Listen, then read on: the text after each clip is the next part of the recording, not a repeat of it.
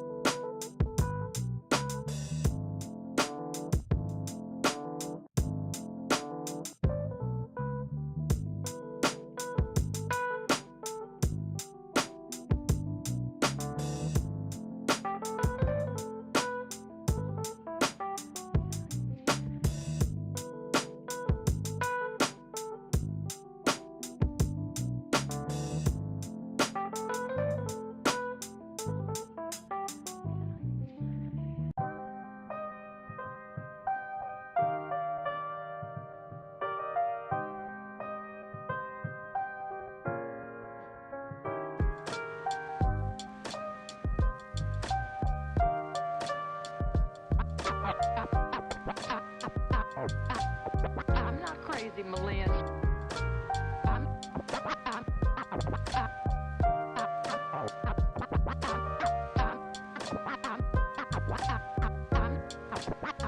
not crazy, Malin. I've just been in a very bad mood for 40 years. 40 years.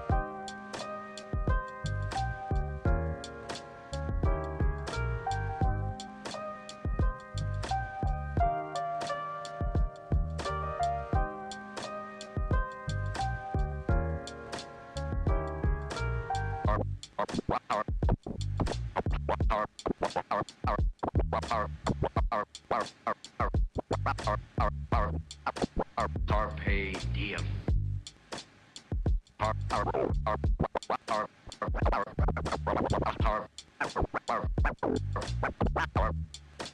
Carpe diem.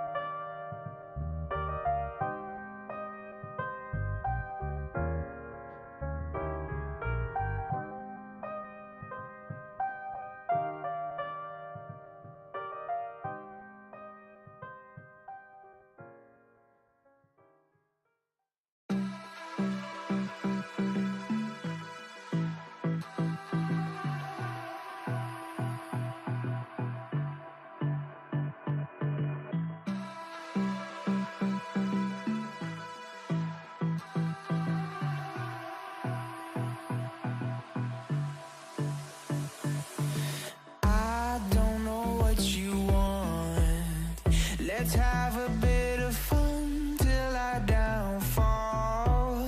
My love, if you feel like I do right now, don't say you're on the run to the other side, my love.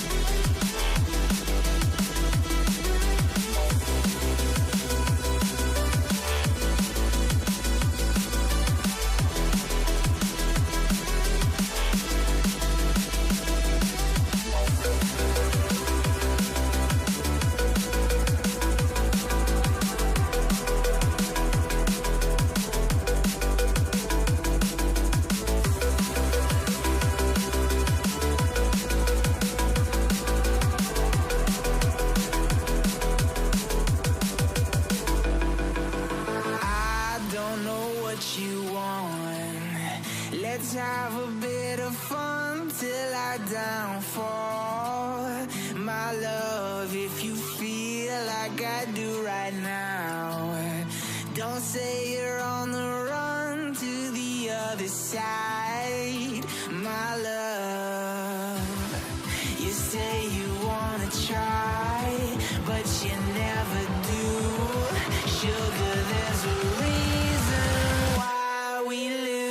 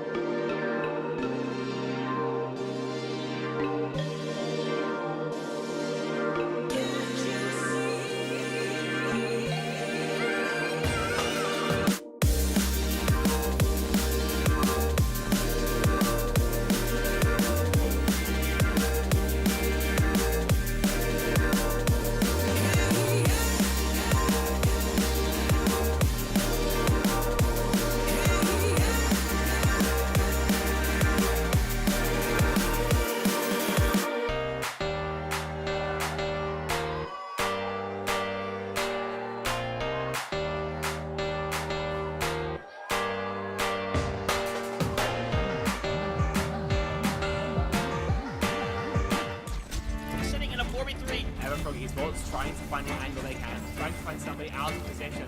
We're gonna go through on this. Oh, what a roll! We're gonna take flag. White gonna go in. It's going to be a really, really interesting one. Oh my god. All of this competition could be so damn close, so I cannot wait for us to finally decide who's going to be the champion. We are expecting some chaos, some great moments. A beast mode has killed 3. Only gonna really need that rampage, so it's gonna clear it out. Santi gonna get themselves a big old 4K. Oh. Santi's getting rid of 3, clearing out the house. That is crazy. Nunji actually kills 3 people. This team feels entirely different on this faster composition. Now Sagafar is hanging around, getting onto the high ground. Pulse Bomb's gonna stick under Leaky. They're not gonna be able to survive it at the end of the day. Boom! Manages to find a 3K! Rio shoving this Ana into a corner. Woo! One more for the road for Rio. That is all signs go. Melophobia with 3 Melophobia. Start the fight. They'll end the fight. Oh my god. Beagle Bus, they have to play aggressively into this energy. Popping off in a moment where you needed just that. Ruby in that backline. Oh, the flick. Looking for it. Oh my goodness. The 4th one as well. Do they get the ace? They get the ace.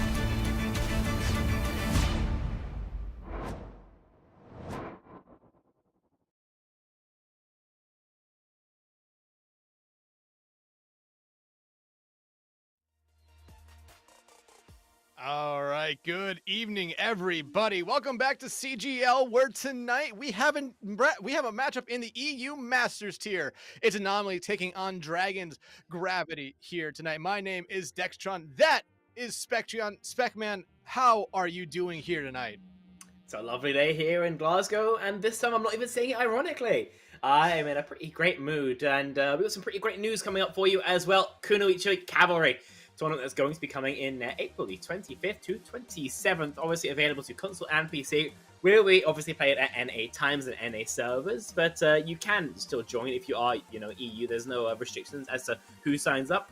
Bit of a prize pool, as you can see there, $250. So if you are of a marginalized gender, please do come and compete, because it should be a great time for all involved. Yeah, Kunoichi is always fun every time it comes around here, and this time it should be another fun weekend of action. So everyone remember, April 25th to the 27th, you're not going to want to miss it. Sign up if you can, and if you're not on a team, well, try to find one, or just make sure you tune in. It should be a hell of a time. But Spectron, back to our series here tonight. Anomaly versus Dragon's Gravity here. Anomaly coming in as the 3 seed. They picked Dragon's Gravity here, met them one time in the regular season, all the way back in week 3. Anomaly did sweep them in that one, so they're trying to continue that same success here tonight. That they are, one would very much assume that they would be able to take it. In that last game we covered it on CGL, that last night, then we got to see Dildux win their David versus Goliath matchup very easily as the Goliath in that setup, and they did it in pretty ridiculous fashion. Of course, it's not the only game that we've got on today. Obviously, Anomaly v Dragon's Galaxy on right now, but later, we have got Silver Clovers taking on, that looks like a bit of a familiar face. Yeah, Spec, you've played on the team more than I have this season. But yeah, later tonight, about 7 hours from now, me and Spectron and the rest of Shoes Production Crew will be taking on Silvok Lovers in the lower bracket of the NA Masters tier. That should be a really, really fun game. Spectron, I imagine you'll be tired as hell, but you will probably still be able to pop off here and there. Been doing my best to ruin my sleep schedule. It was on China time for the weekend. Now, hopefully back on something more North American. Of course, back to the game at hand, back to the European Union. Take a gander at the playoffs bracket, because this is the round 1 of the EMEA Masters Tournament. Of course, we see Dream Eaters as the number 1 seed, I believe, got a bye. VA Cat Plague as the number 2, a bye. EMPR Gallica, a 3-0, the Queen team, triumphing over SCR Esports for a matchup against the Cat Plague. And against the Dream Eaters, that Winners 3 game is going to be a bit of a banger. Obviously, Anomaly and Dragon's Gravity playing now. All of these teams are waiting to meet SCR Esports in that Losers Round 2. Yeah, this is the last game of this winner's first round here. I believe the loser of this one will actually fall down to that lower bracket second game. So they'll take on the loser of VA Cat Plague and EMP Galactica right there. So a lot of action still to go on here in the EU Masters tier, but now focusing back on this series here tonight, Anomaly and Dragon's Gravity. The two teams, we know the update's going on, but we do know what the maps are, what the first map of the night will be here. Anomaly, I believe, is chosen this one here, so they're going to be taking us to Samoa here first, Spec. And when you have your choice of the control map, Samoa definitely feels like you're picking this one for a reason. Yeah, I'd say so. Samoa is firstly, patch notes are out, so anytime you hear me go silent, I'm going to be reading that. But no, Samoa is one of the more different maps. I think it's the one that's the least and essentially flex DPS centric on control. On most control points, you'll see teams very heavily leading towards their Tracer Genji to heavily frag. The angles aren't fantastic for it. On Samoa, it ends up being much more brawl heavy. Hit scan can find some value as well, but if you back your tank, I think Samoa is generally where you're going to go, because a lot of picks are very strong there, and DPS kind of have to play around the opportunities that your tank creates rather than just opening up your own. Yeah, absolutely. It should be a very, very fun first map here, but I mean, we know what the map is. Let's move over to the hero bans here now. Anomaly higher seed will be making the first ban here of the night. And I mean, Spec, not knowing a decent amount about these teams, it's going to be really interesting to see what the first two bans are, because it might give us a good insight of what each team kind of fears on the other side. Where do you think Anomaly might be leaning with this one here, though? I mean, I don't have a crazy amount of data about these teams, and of course, we're still going to figure out what the patches will be. Seems like mostly perk changes, by the way, so we'll get into those in a little bit. So it's going to be pretty up in the air. You'll see a lot of teams on control, especially in like a Legion, will ban out a Pharah here. It seems somewhat less likely. The map's just not all that great for it. So the annoying picks, Kiriko, not what I would have imagined, but this seems very much like a target ban. Very much a target ban. Might also be something where you could say it's protection ban, even though Kiri does have a lot of value here, still very strong at the moment. Maybe Anomaly might just might not be as good with it. So hey, just ban it out here and you get to keep one of your other supports here. But now moving over to Dragon's Gravity here. I mean, they have that DPS line here and they have the tank line completely open up to them. I mean, you talked about Pharah here a little bit. I don't think, like you said, I don't think you would necessarily expect them to get banned out here. Could you maybe expect to see something like a Tracer? Like you said, the off angles on this map are very, very strong, and Tracer loves to take advantage of those. We'll have to wait and see, of course. I don't imagine they'll be heading towards a Tracer ban. A Tracer ban is very, what's the word, Korean on this map. You see Korean teams do it a lot. Chinese teams, if they've been heavily swimming Korea, will also do this. But in EMEA and in NA, it's just not that common. Very few teams have Tracer players who are scary enough to ban out, especially on map 1. A Tracer ban is something you very much expect for later maps, somewhere where dive is going to be a threat and you don't have like a backline or tank ban to take it out. So bull ban makes sense. High uptime on that wrecking ball can be really annoying when you're playing into, especially like a Brig Juno setup where you don't have those Ana cooldowns to escape. So I think that this is a pretty 50-50 ban phase, but you know, in theory, these bans are fine. What really matters, though, is how you play around it.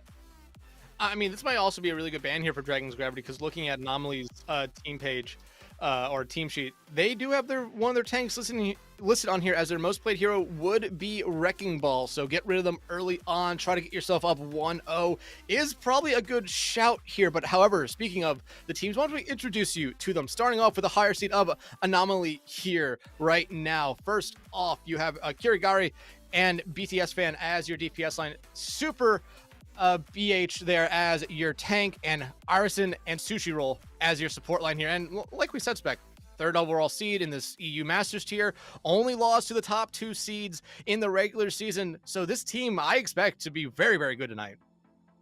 We have no reason to not expect that, right? We've been given absolutely no data to imply that they won't basically just be rolling through. But obviously that can change at any moment. Their opponents, of course, Dragon's Gravity, going to be an entirely French roster in comparison to Anomaly's full South African heritage. And Luid, Laxanared, Spider Skull, Petite Weed, and Nikano are hoping to bring some Monkey maybe today, which is a shame because Monkey's just lost 25 armor in exchange for gaining 25 HP. So a bit of a tweak on the nose for Winston in the patch notes that I'm still making my way through. Yeah, I mean, it looks like this should be a really fun team to watch here tonight. If they do kind of run what they're running here, Spec, you're reading something right now that I can tell you're very excited about. But, I mean, if they run this comp that they're kind of showing right here, I mostly expect them to be a dive team throughout the night here tonight. So the banning out the Wrecking Ball, you have Winston there still available. This might be a good map for them to start off. Yeah, no, honestly, it's a nice quality of life change that I've been asking for a while. Hanzo's bow now retains your draw progress when you wall climb, like it was before. Like the most annoying balance change ever was removing this, and it's back. The storm arrows travel a bit faster as well, which is nice. You'd be more consistent. Hanzo is probably still dead. The only person still playing him will probably be Lethal, who use it to one-tap people on King's Row like a psycho. But a buff, we'll take that. Hey, a buff is a buff, and I mean, right now, patch notes just came out. Update is happening, and it seems like a lot of the players in this lobby or in this series are still going through the update and trying to get back in the server. So until then, we're gonna throw it over to a quick break, or a break. It might be a little bit of an extended one here as we wait for everyone to get loaded in. So everyone, stick around. When we come back, we'll be immediately heading into map 1 of this series. Stick around, y'all.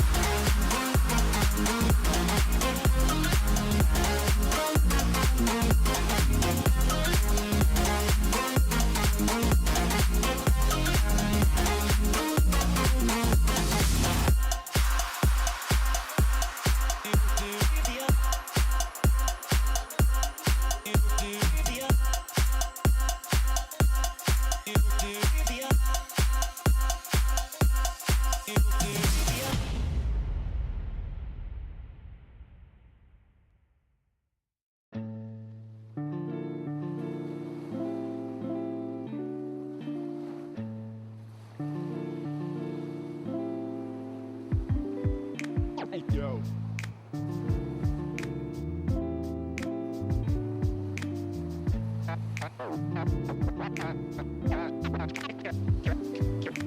Cash and the ticket is yours. Cash and the ticket is yours.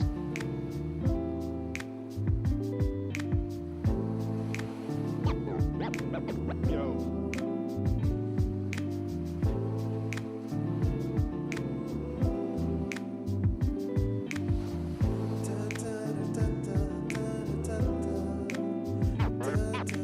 Cash and the ticket is yours.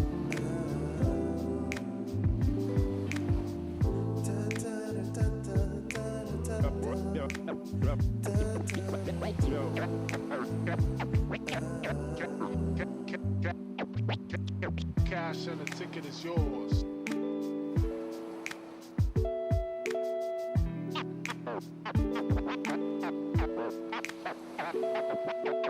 Cash and the ticket is yours.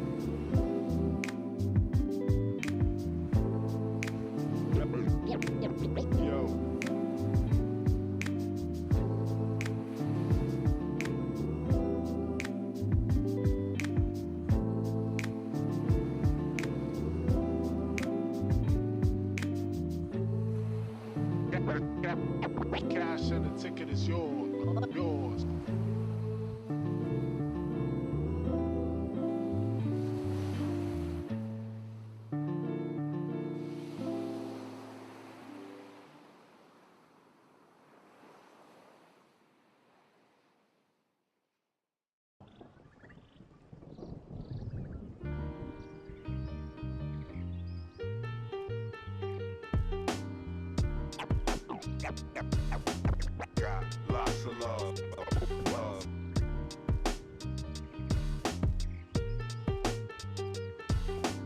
Got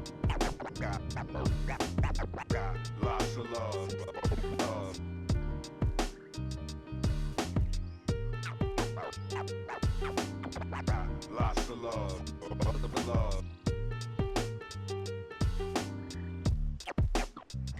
Got lots of love. Love.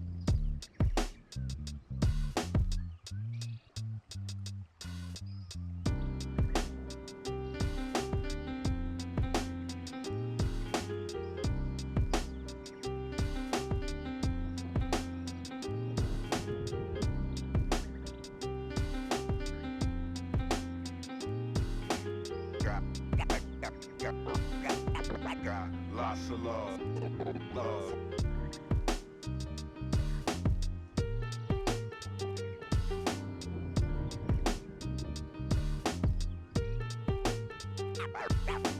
Got lots of love. Love.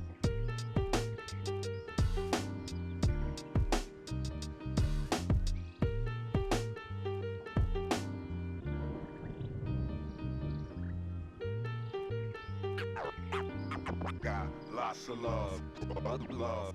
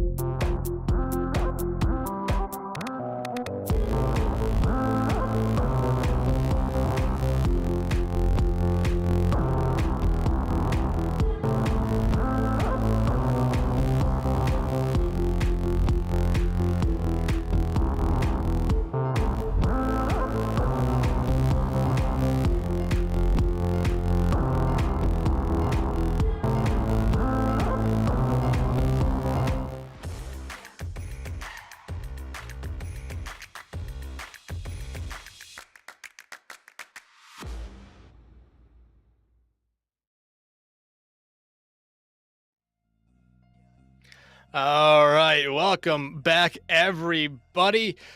Almost all the players are here, but we have enough to get started with our first map of this EU Masters Tier series. Again, it is Anomaly versus Dragon's Gravity. And like we said before break, our first map of tonight will be Samoa here.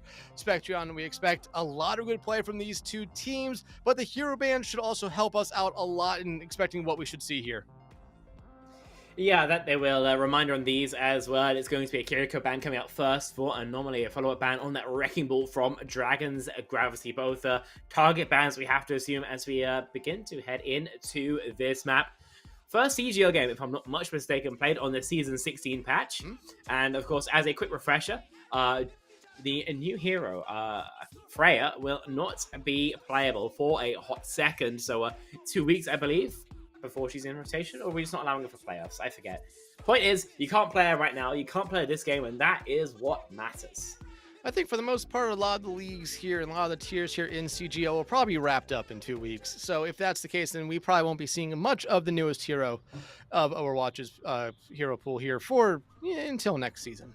But heading into Samoa downtown first tier spec, I mean, biggest control point in the entire in of the 3 points or of the 3 maps here. What do you necessarily expect to see here based off what you're already kind of seeing the teams tease us with? Well, the first thing I'm saying is that somehow we managed to get an NA server for this EU game, so it'll be a hot second once we get that figured out. Unfortunately, God doesn't want to start this game.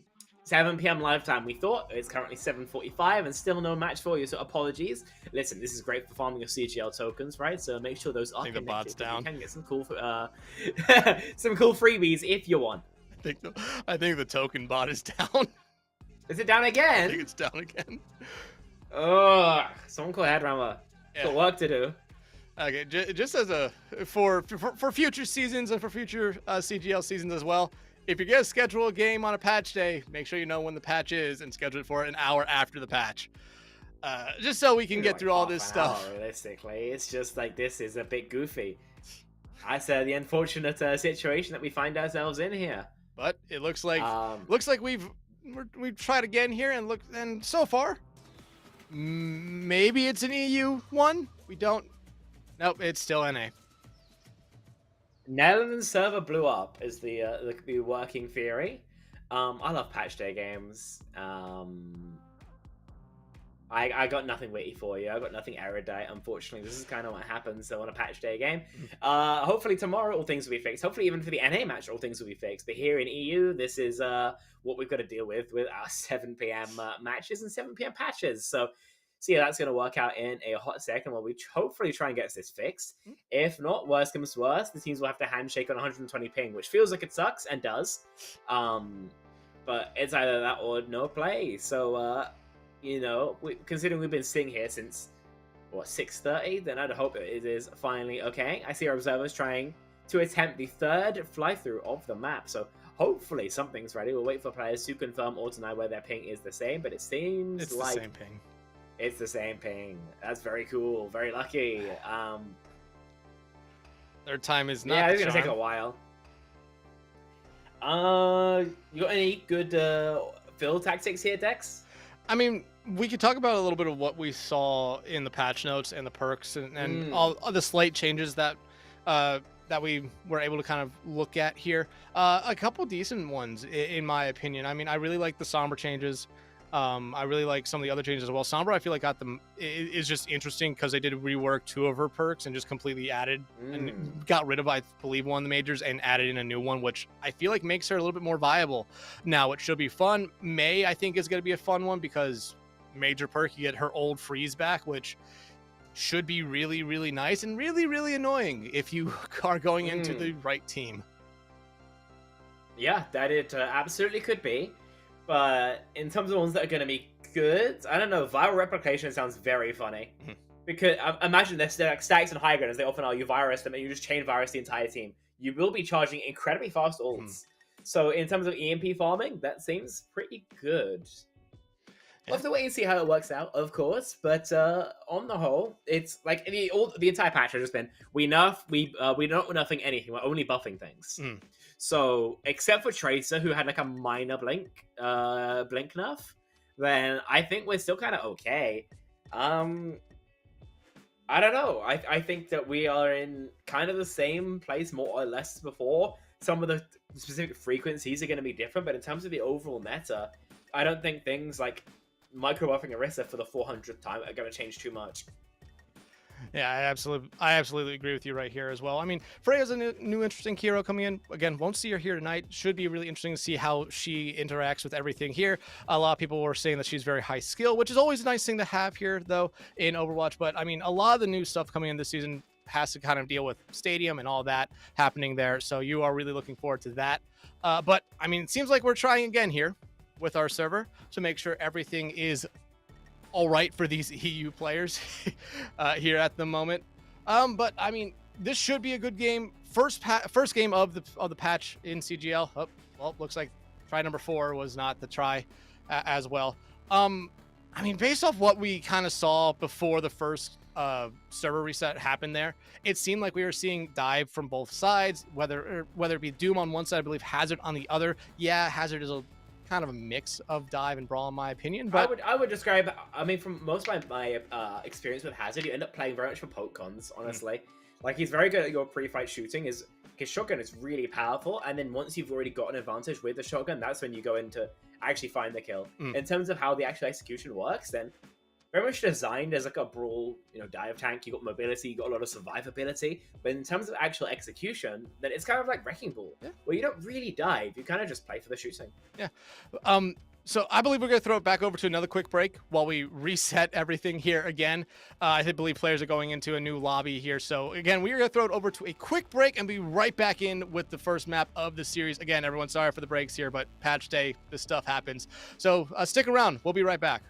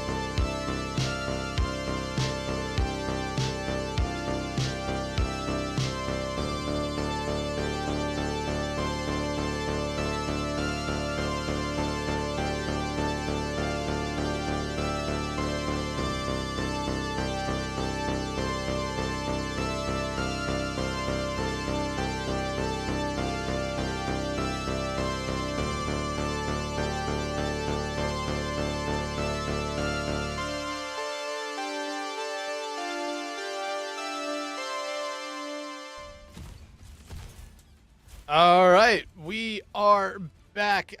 It doesn't seem like the ping issues were resolved, but I believe both teams are just going to have to deal with it here for at least our first map of the series. Spec, though, coming out of the gates, the two teams, what do you see from them so far?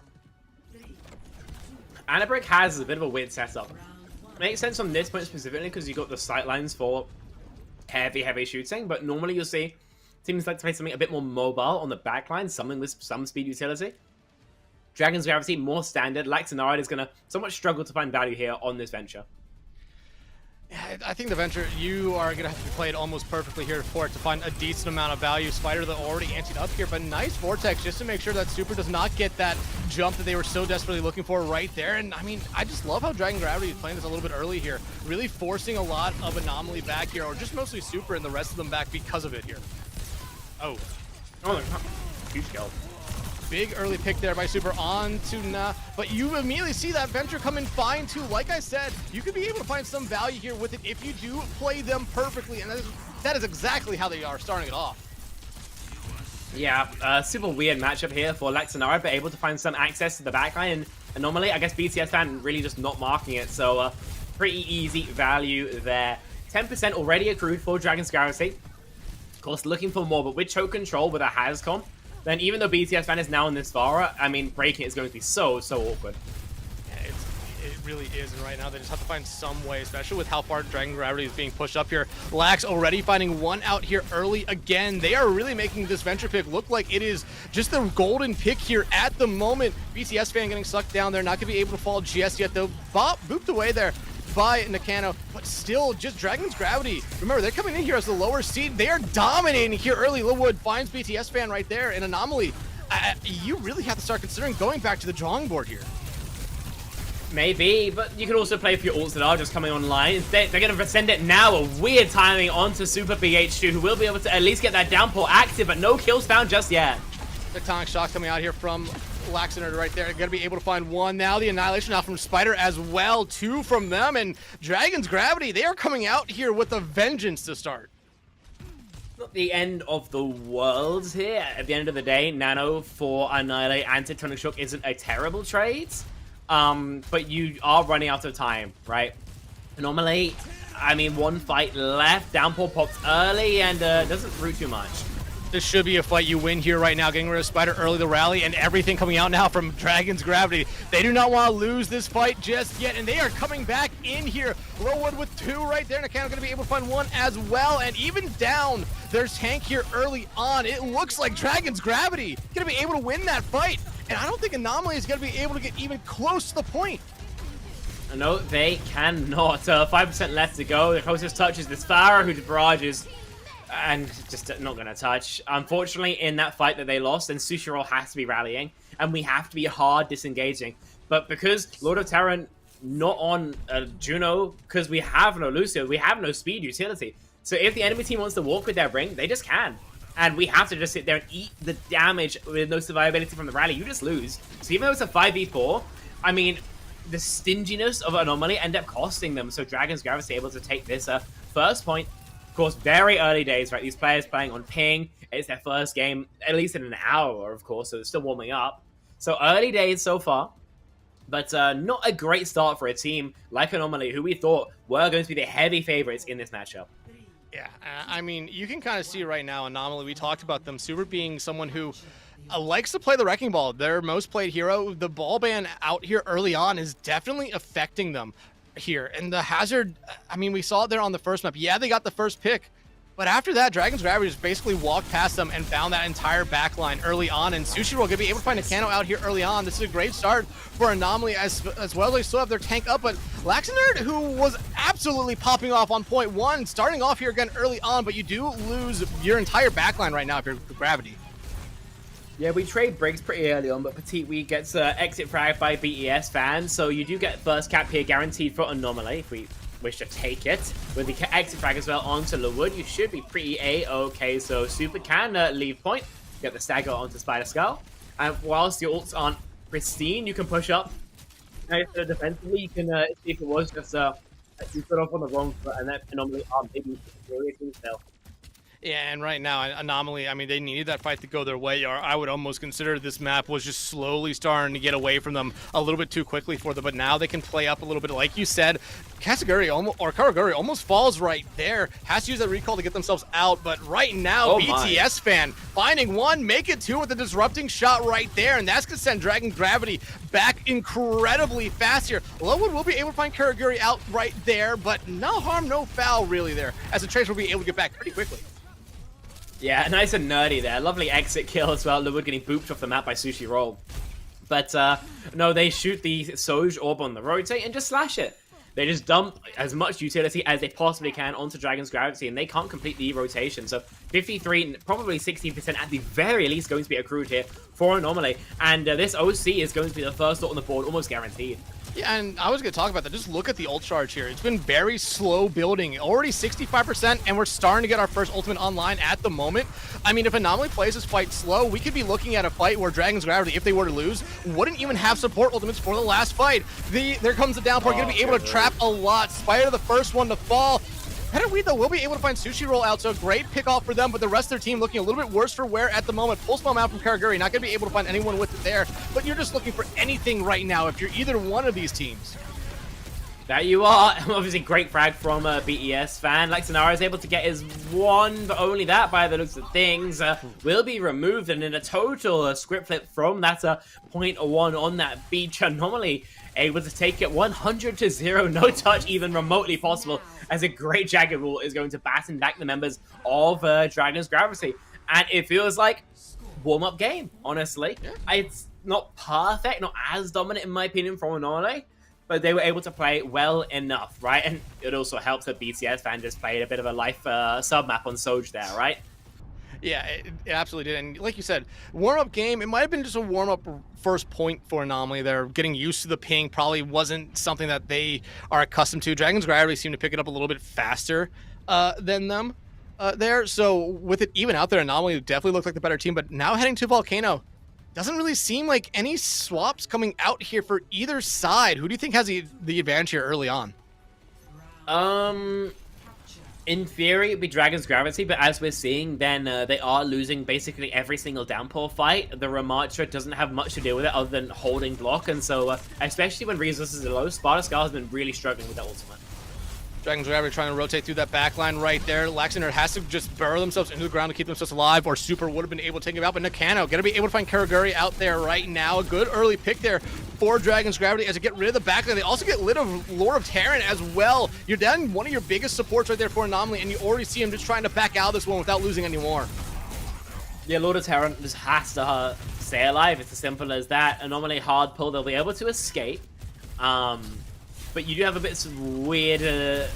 it's weird to get in here, basically. Lowood just makes a huge over-peak super, gets a free kill, and that should just be the fight in their favor. And they were going to be able to find Spider out as well. This is exactly what Anomaly needed here, especially with a smart fallback. They should be able to clean up the rest of this fight. Nice anti-nade, or I thought I saw an anti-nade come out there, but there's no one on the team that has that ability. But, I mean, right now, Dragon's Gravity, they're just stalling for as long as they can. Laxton are going to be able to do it for a while here, but 28% is all they'll get. How does Super have 90% downpour? The nearest ultimate is 60% on Kuragaki, or 68 on Lexanari. Point is, way ahead of everybody else, probably faster than Dragon's Gravity have ult tracked, and as previously mentioned, it's not been an ultimate they've been having the greatest of matchups into. This next fight might be a freebie for Anomaly. Especially if it lands, but if it misses though, it might just be something where you immediately see Dragon's Gravity come right back in and clean up house here. But I love how aggressively they're playing. Lord Terran gonna be able to find Wood Falls as well. BTS fan though gonna be taken out, and now Nakano will even it up, but a nice downpour right there, captures two in it. Nakano taken out. Spider trying to keep themselves alive for as long as they can, but Laxander as well just trying to take care of Lord of Terran, who's just dancing around that large health pack here. Spider will fall. Laxander will be able to find Lord, but it still seems like Anomaly should come out on top here. Dragon's Gravity, though, they want to play aggressively. They could. They do have more members coming back. And losing the Juno means that Anomaly can't play proactively. Sushi Roll taken down. You needed that rally, so no supports. You have to hard disengage, and about 60% is going to be where the buck stops. But it's been so back and forth here on Volcano. Such a turnaround from those previous 2 sub-maps, and 1 exit frag as well. Kurigaki not even slightly allowed to play the game, unfortunately, throughout this Samoa. Has been having a pretty rough time of things, and would love to get a little bit more activated. Yeah, I mean, Silver Lion 04 Anomaly, you're coming up to a pretty heavy ult fight. You are slightly behind, but it's still pretty winnable for you, especially with the Has be the ramp. Rally coming out here early on, and oh, Super, you jumped into the wrong place right there. 1 ultimate used for Dragon's Gravity. Hey, that's 1 team fight win as well, but evening up the ult comment right there, as each team will have 3 coming into the next one. But obviously, the backlines get into the mindset that we should just be dumping all support ults in the same fight. You know, if Rally comes out, then our Rally should come out, and if they both Rallies are out, then we have to raise, get the advantage, and etc. See if that happens here.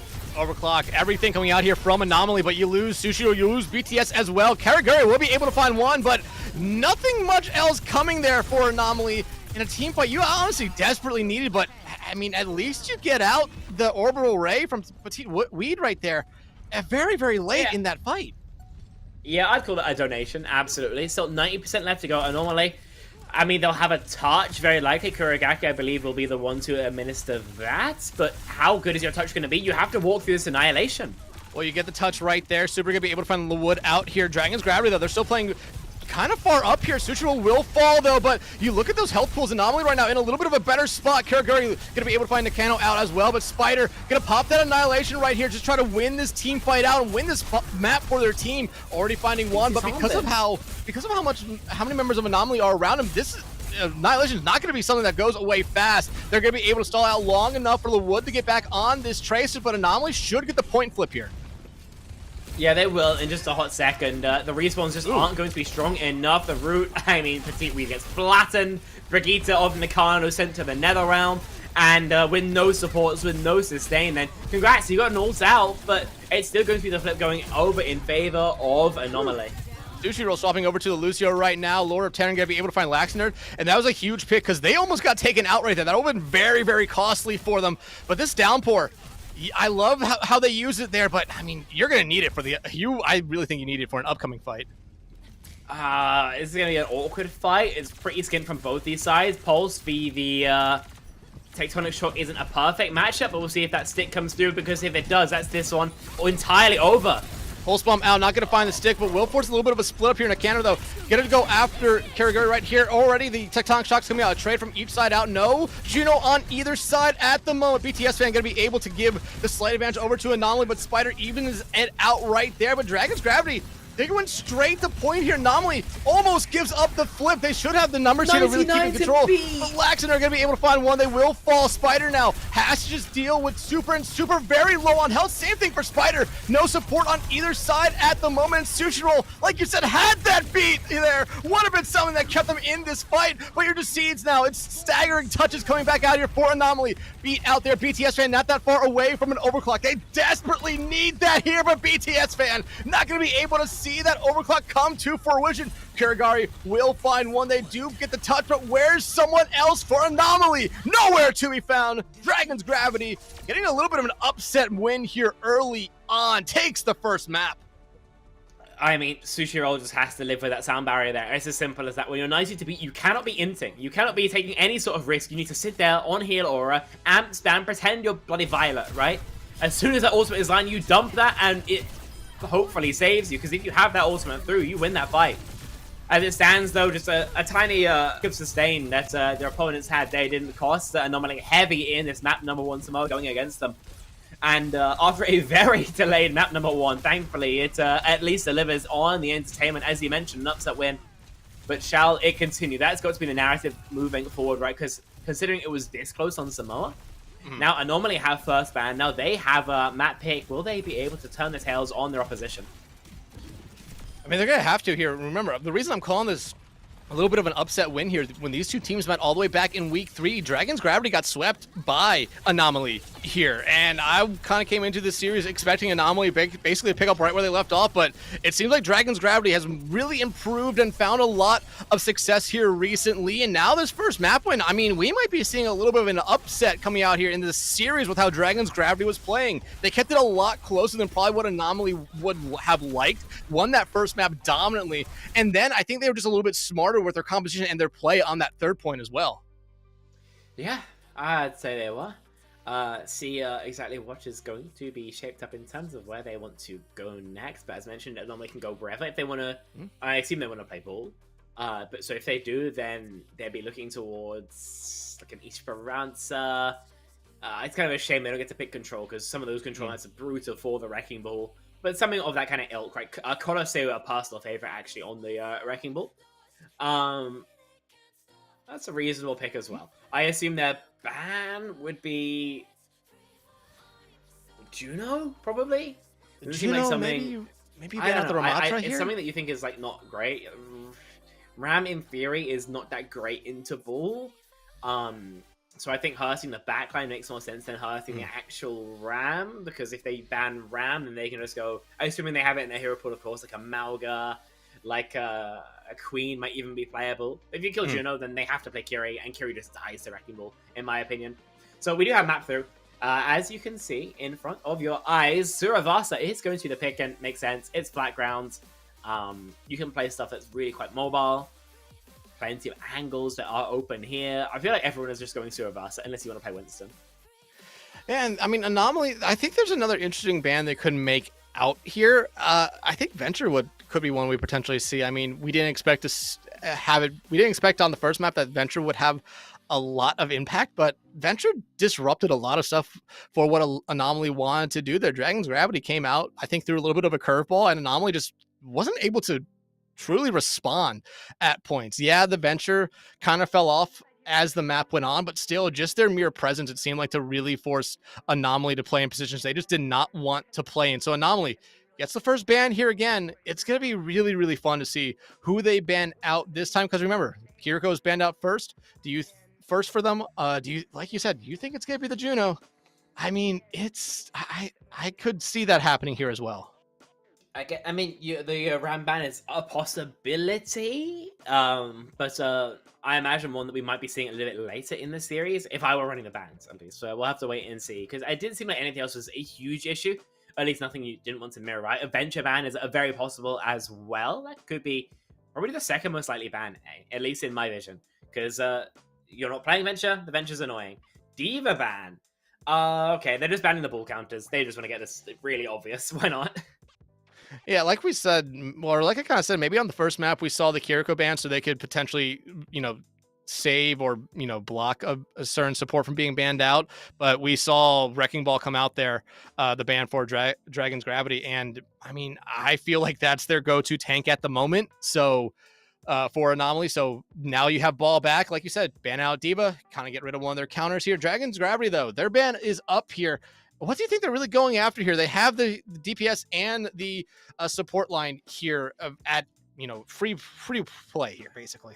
Well, if they're playing ball, Lucio is probably what I would ban.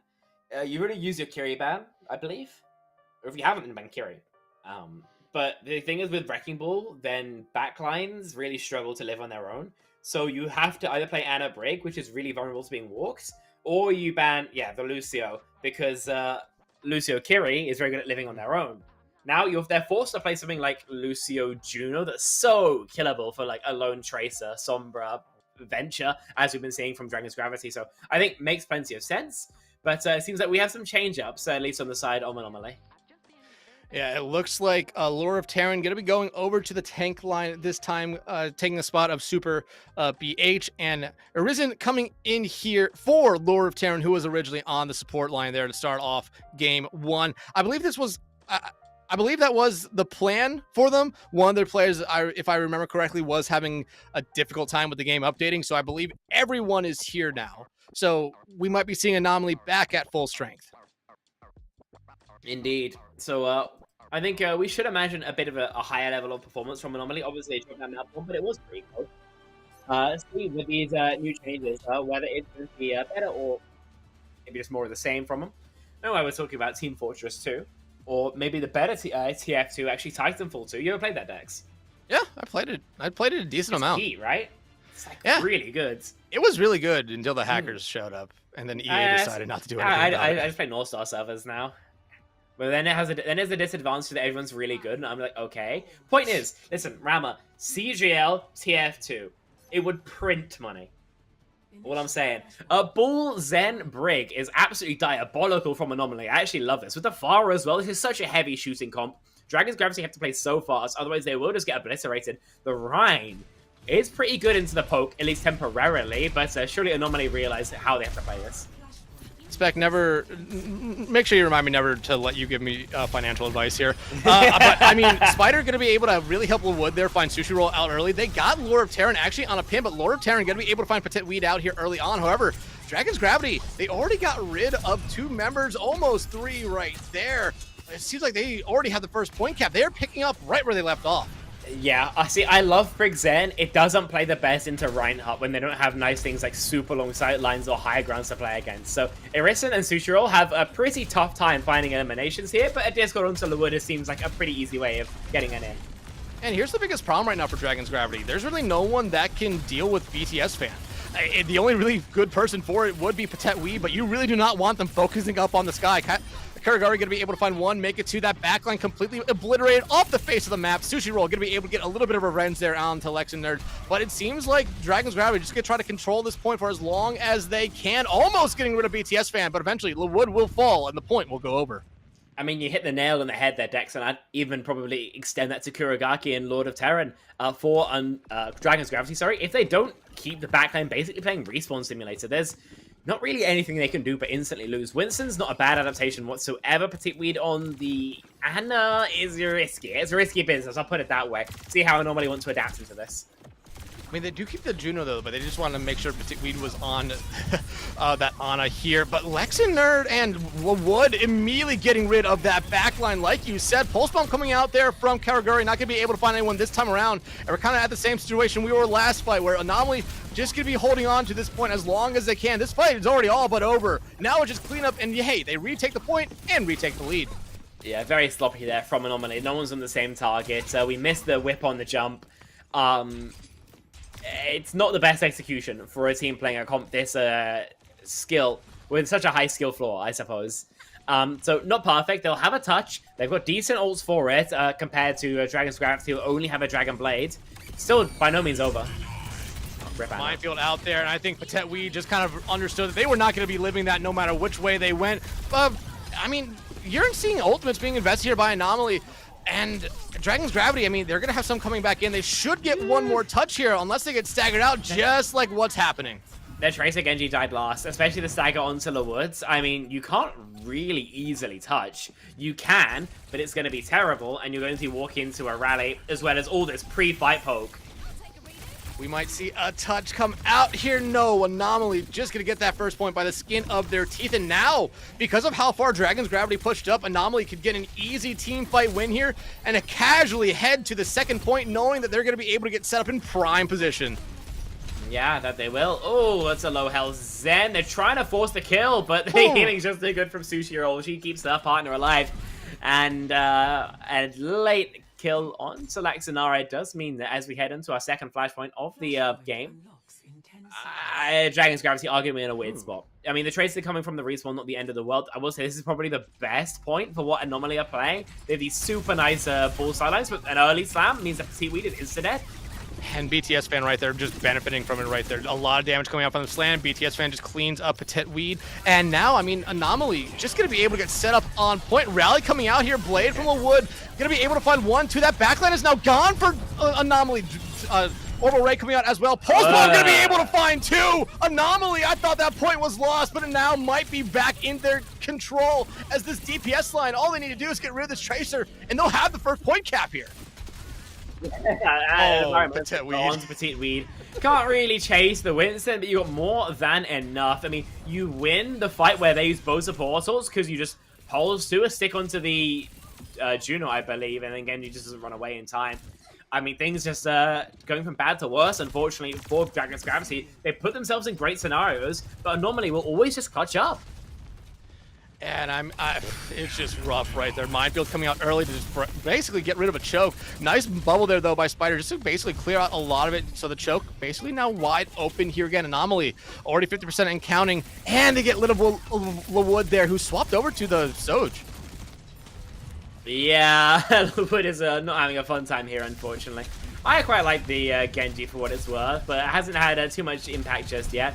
BTS fan, actually taking the Shields perk, whereas most people will take the Movement Barrage, of course. So Sleep will connect, a Nano engage, isn't whipped again.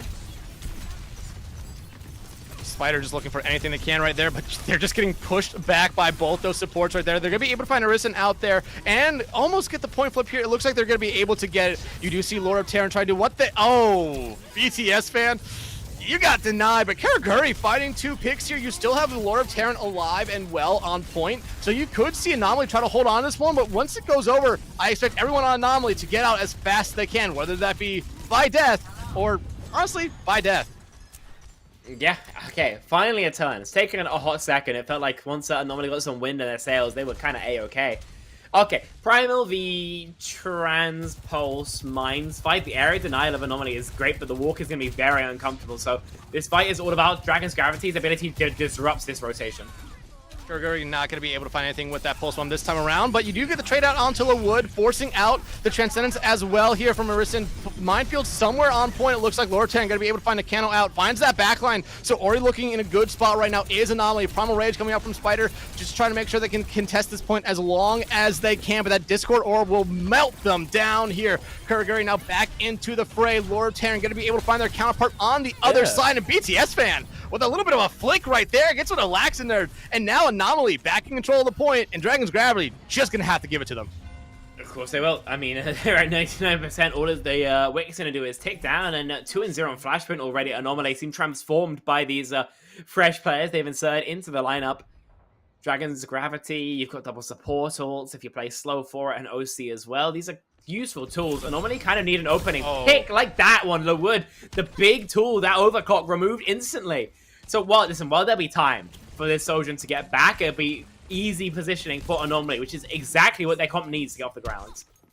Yeah, I mean, they've started off great these last 2 points because of how they've really played the in-betweens. They won a team fight straight out between point 1 and 2, and they basically won another fight here. But now you see Wood back into the fray, has this overclock ready to go. The Nano already invested on the Spider here early on. The rally coming out from Sushi Roll, but she's not going to be able to find much with it there, and this is exactly what Dragon's Gravity needed. An early pick here, but Arisen going to be able to just get rid of Spider right there with the kick. Pulse Bomb, you're not going to be able to run away from that. Yeah, you get a little bit of damage eventually. Laxon are going to be able to take you out, and Dragon's Gravity, unless we see some heroic play come out from someone on Anomaly, going to be able to get this point cap, but Anomaly, got a quick cap there. 17% is nothing to scoff at. Let's hate that, and you can maybe force a trade onto Wood if the target priority is there. Bit of a split from Lord of Terran and the break, but the fight is still going. They will commit to this. Minefields coming out here from Lord of Terran. Weed, they're going to be able to find Karaguri out here, and I mean they have been a good player for Anomaly so far this map. Getting rid of them early on really does hurt them, but look at how Dragon's Gravity is playing this. The barrage. I mean, it's going to be able to do some damage here to Spider. The Boop not going to be able to find anyone just yet, but Lord of Terran will clean up. Anomaly back in control. They just have to clean up the rest of Dragon's Gravity, and looks like we're going to see a little bit of a stagger come out here as Nakanos, last one sent back to spawn. Pretty messy from both sides, but when all the fighting's done, it's Anomaly with control of the point and the lead as well. About a fight away from closing out this map and bringing us to 1-1 in the series. Transcendence, the only tool they're going to have at least early on. Dragon's Gravity skin as of now, but if this fight goes long, they'll have pretty much everything coming online. Wood on the Sombra, they want to increase the pressure on their backline, recognizing correctly that Arisen and Sushiro have been the weakness, but is it one they can exploit? And right now, Dragon's Gravity just looking for something here early on. They will be able to find Arisen out here early, but Karaguri going to be able to trade it there onto Wood, who's now swapping over to the Tracer here very late. Dive coming out there from Spider. Not going to be able to find anyone just yet, but they're now trying to get rid of BTS fan, who, like I said, hasn't really been contested that much in the sky so far throughout this entire map. They will be taken out right there, and it looks like Dragon's Gravity going to be able to just get a free point swap here. Yeah, it's very heavy pressure. Arisen gets virus and hacked early. Susurol, again, not been able to connect to the whip shot. Rally not online in time. And we nano, or we don't nano, but we jump a Winston on their head for good measure. Now with the ults, they're just going to go early every fight. And they're going to be able to help or be able to find out Sushiro there. The continuing rush, like you said, coming out early, going to be able to basically already clean up this fight here. You lose Lord of Terran, and you're going to probably lose, well, BTS fan was not one I expected to see. I thought Arisen would be that next one.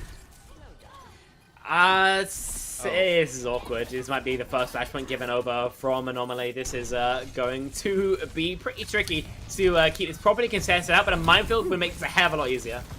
Nano invested here onto Spider as Kuraguri going to be able to find their counterpart of that Tracer, but they're being put to sleep. Immediately use that recall on, or once they get stood up right there. Sujiro invests another rally into this, not going to be able to find anything with it as they get taken out early on, but Anomaly already looking like they're cleaning up this fight. EMP out from Wood, but it's going to be Kuraguri just cleaning up house. Nice pulse bomb throw there by Laxander, not going to be able to find anyone with it again this time as BTS takes care of them, and Anomaly, almost giving up this third point, will be able to take it back just in time to win their first map of the series. Things going much more in their favor now. They have their starting 5 in, and very non-standard composition works out pretty well in their favor. Firstly, if you've got a drive score of 4, then you need to be locked up. I like just getting that out there. But lovely stick onto the Juno. A huge fight turn there. If any of these close fights went a different way, then we are seeing this game continue, but Anomaly able to clutch it out every single time. You only say that about the drive score spec because you do not have 4 just yet. But I've never had 4 in a drive. Kuraguri, I mean, we talked about it. They were excellent this map on the Tracer. A big problem for Dragon's Gravity as they just were able to get in the backline, able to find a lot of value with pulse bombs. Laxander was able to find some of that same value towards the end of the map, but just wasn't enough to really help their team out. But we saw, why this ball ban came out map 1. Lord of Terran played it this entire map, and it just was a big problem for Dragon's Gravity. Just the survivability of the ball really did a lot for Dragon's Gravity, just to really slow them down and helped out Anomaly here immensely. Yes, great work from them. I will say that for the next map picks, then you're a bit cooked, because this is, in my opinion, the worst map type in the game for Bull's End backline. When we're looking at Escort, or we're looking at Hybrid, or hell, when we're even looking at Push in a lot of use cases, it's so much easier to position them safely when they have strong firing lines across the map. Now, Dragon's Gravity have map choice. Where do you want to go? Because a lot of the maps that are good for what they want to play, also strong for what Anomaly are now opting into. So, what exactly will they do next? Find out in a little bit, because we're going to a short break. When we return, the continuation of our CGL Season 15 Masters Tier game. You don't want to miss this.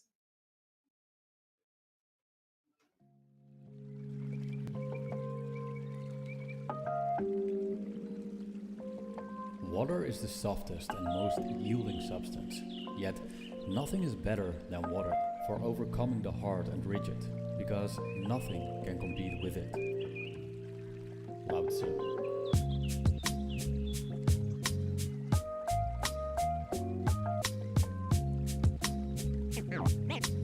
Name straight, new wave.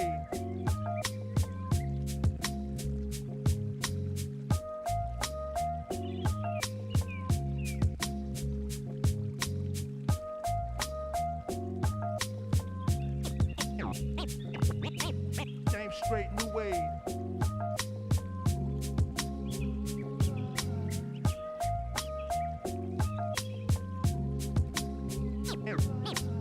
Name straight new wave.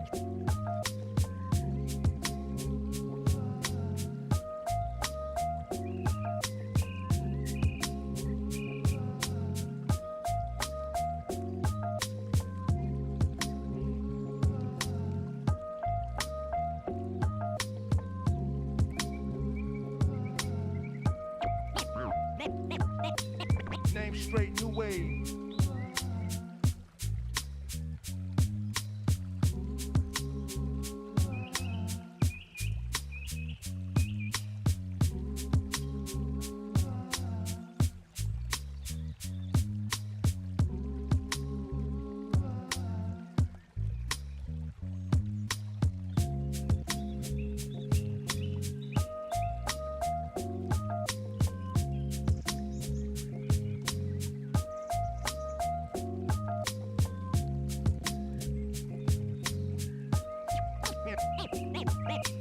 Name straight new wave.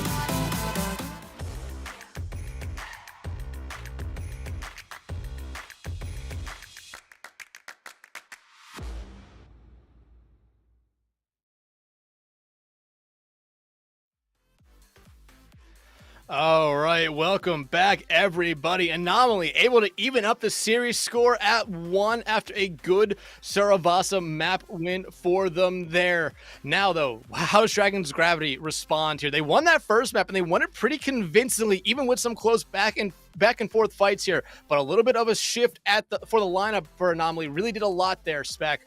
But now, as we head into our third map of this series, Dragon's Gravity has decided to bring us back to a tried and true map for every team in the world. It's King's Row. It's a curious pick. I think it makes sense in making the ball, in theory, worse. You don't have the angles you can typically play around. You have to play much more for the frontline trade. In terms of their, I don't know. It's a kind of a weird one, right? Because they found the ball. They've seen this Brig Zen, and it's kind of blown their minds. In terms of their ban, this seems like a pretty free slam dunk on the Zen. There's a reason Brig doesn't see a crazy amount of playtime here, and it's because she doesn't do that much. You know, unless you want to play like a Brig Juno, then I would imagine that you just ban out the Zenyatta, because double flex is still super annoying on this map, and really could ruin your day. I mean, I feel like the Zen, I don't think you would see the Zen on this map, so I don't think Dragon's Gravity would go after it. You remember, they cannot ban out the Wrecking Ball anymore. The Pharah ban. I mean, we talked about how good the Pharah was for Anomaly last map. This does make a lot of sense if you're being really reactionary, though.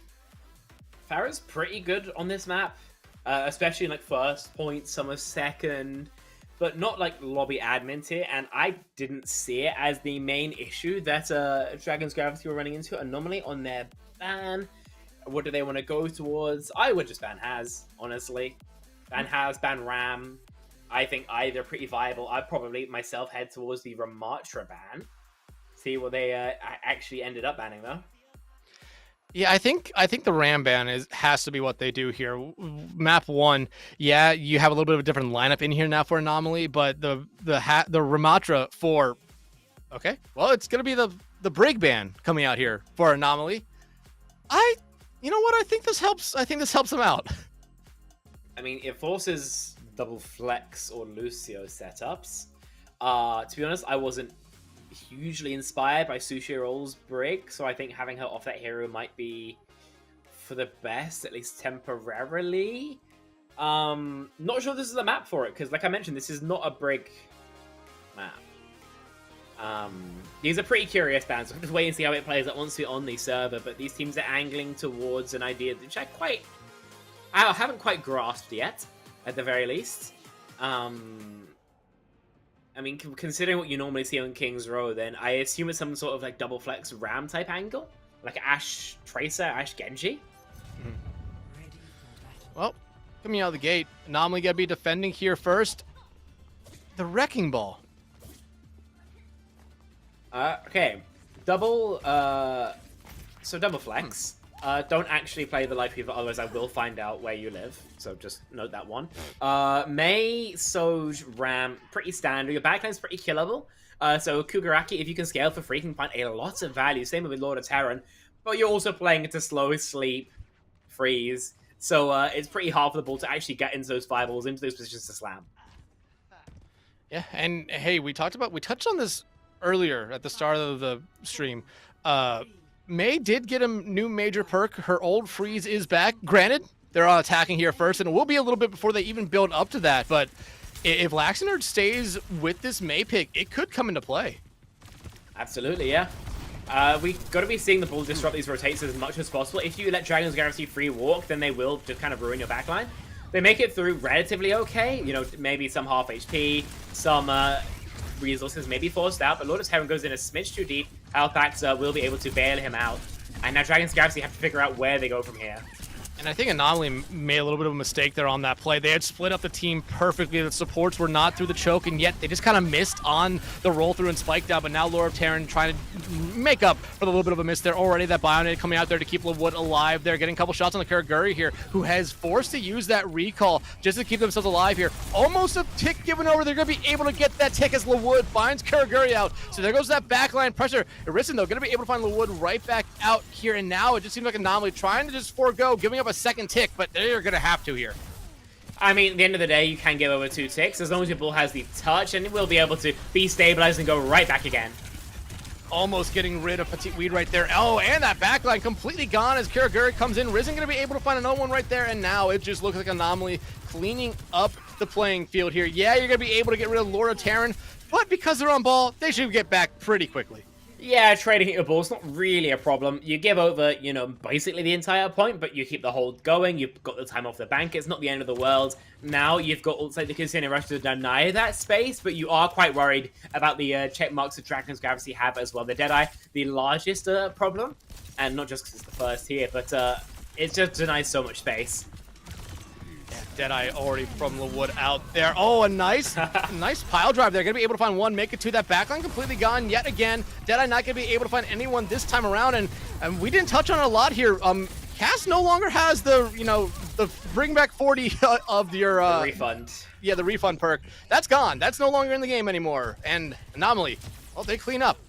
Yeah, instead you get some extra sustainability, which is all well and good, but it doesn't pass on to your teammate, so Nakano just gets absolutely airstruck. Obviously, a pretty much 0 damage OC from BES fan isn't ideal, but you now got some mines for the engage, and considering Dragon's Gravity's proclivities to rotate upon 5, I assume it's going to find some value. I would say that was an NA pulse bomb, but this is the EU. Blizzard coming out here, but you've already lost your backline yet again. But at this point right now, I think Dragon's Gravity feels like if they have enough members on point, they could get the cap here. Laxton are going to be able to find Sushi roll out, but they immediately fall right back after that. And Spider just trying to get out with their life. Well, Lord Terran not going to allow that. Almost a minute on the clock here left for Dragon's Gravity, but they are coming up to 3 ultimates. That they are. They walk into double support, so they have that of their own. If you're Anomaly, this is probably the hardest fight you have to give. You'd love to be able to give over some ticks here, but you've already gone and done that, so a mechanical kill going to be basically needed. And I love the TP strat coming out here, but Sushi Roll, she finds out Petite Weed early on here, so no Nano early on in this engagement, but hey, they're going to be able to find Sushi Roll right back out there as one of the turrets just catches her out. Not a good play there coming out early from the Lucio, and you lose Arisen out here as well. Now if you're Anomaly, you're just trying to get what you can in this fight. One pick could go a long way, but you lose everyone as Laxnerd back out onto the Venture. I love this pick coming back out for them here.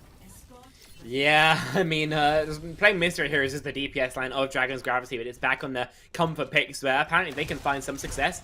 They're similar to the high ground, not a bad idea. Sushi are able to find at least a trade onto herself.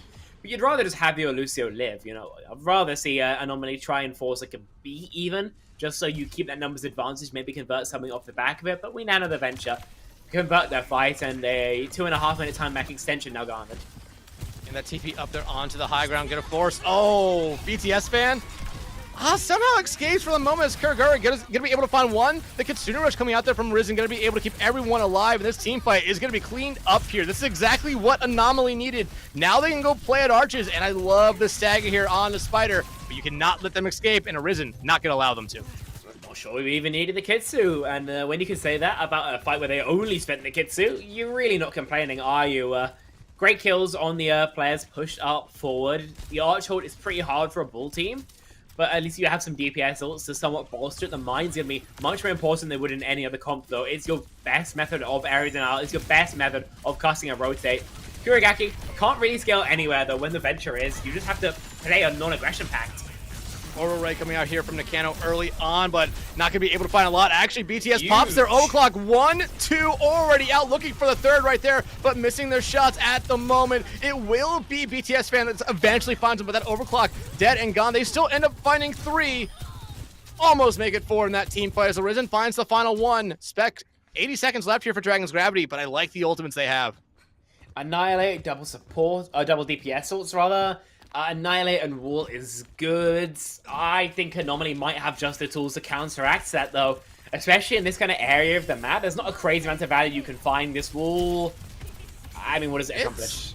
It's a wall. Arisen going to be able to find Nakano, who I believe went through that TP right there. And now because the TP's on the high ground, LaWood just not in a good spot. They're going to be able to push it up a little bit, but this fight is all but lost. However, if you're Dragon's Gravity, I don't think you necessarily mind losing out this fight. You only did invest the 1 ultimate, while Anomaly, I mean, they invested 2 into that one.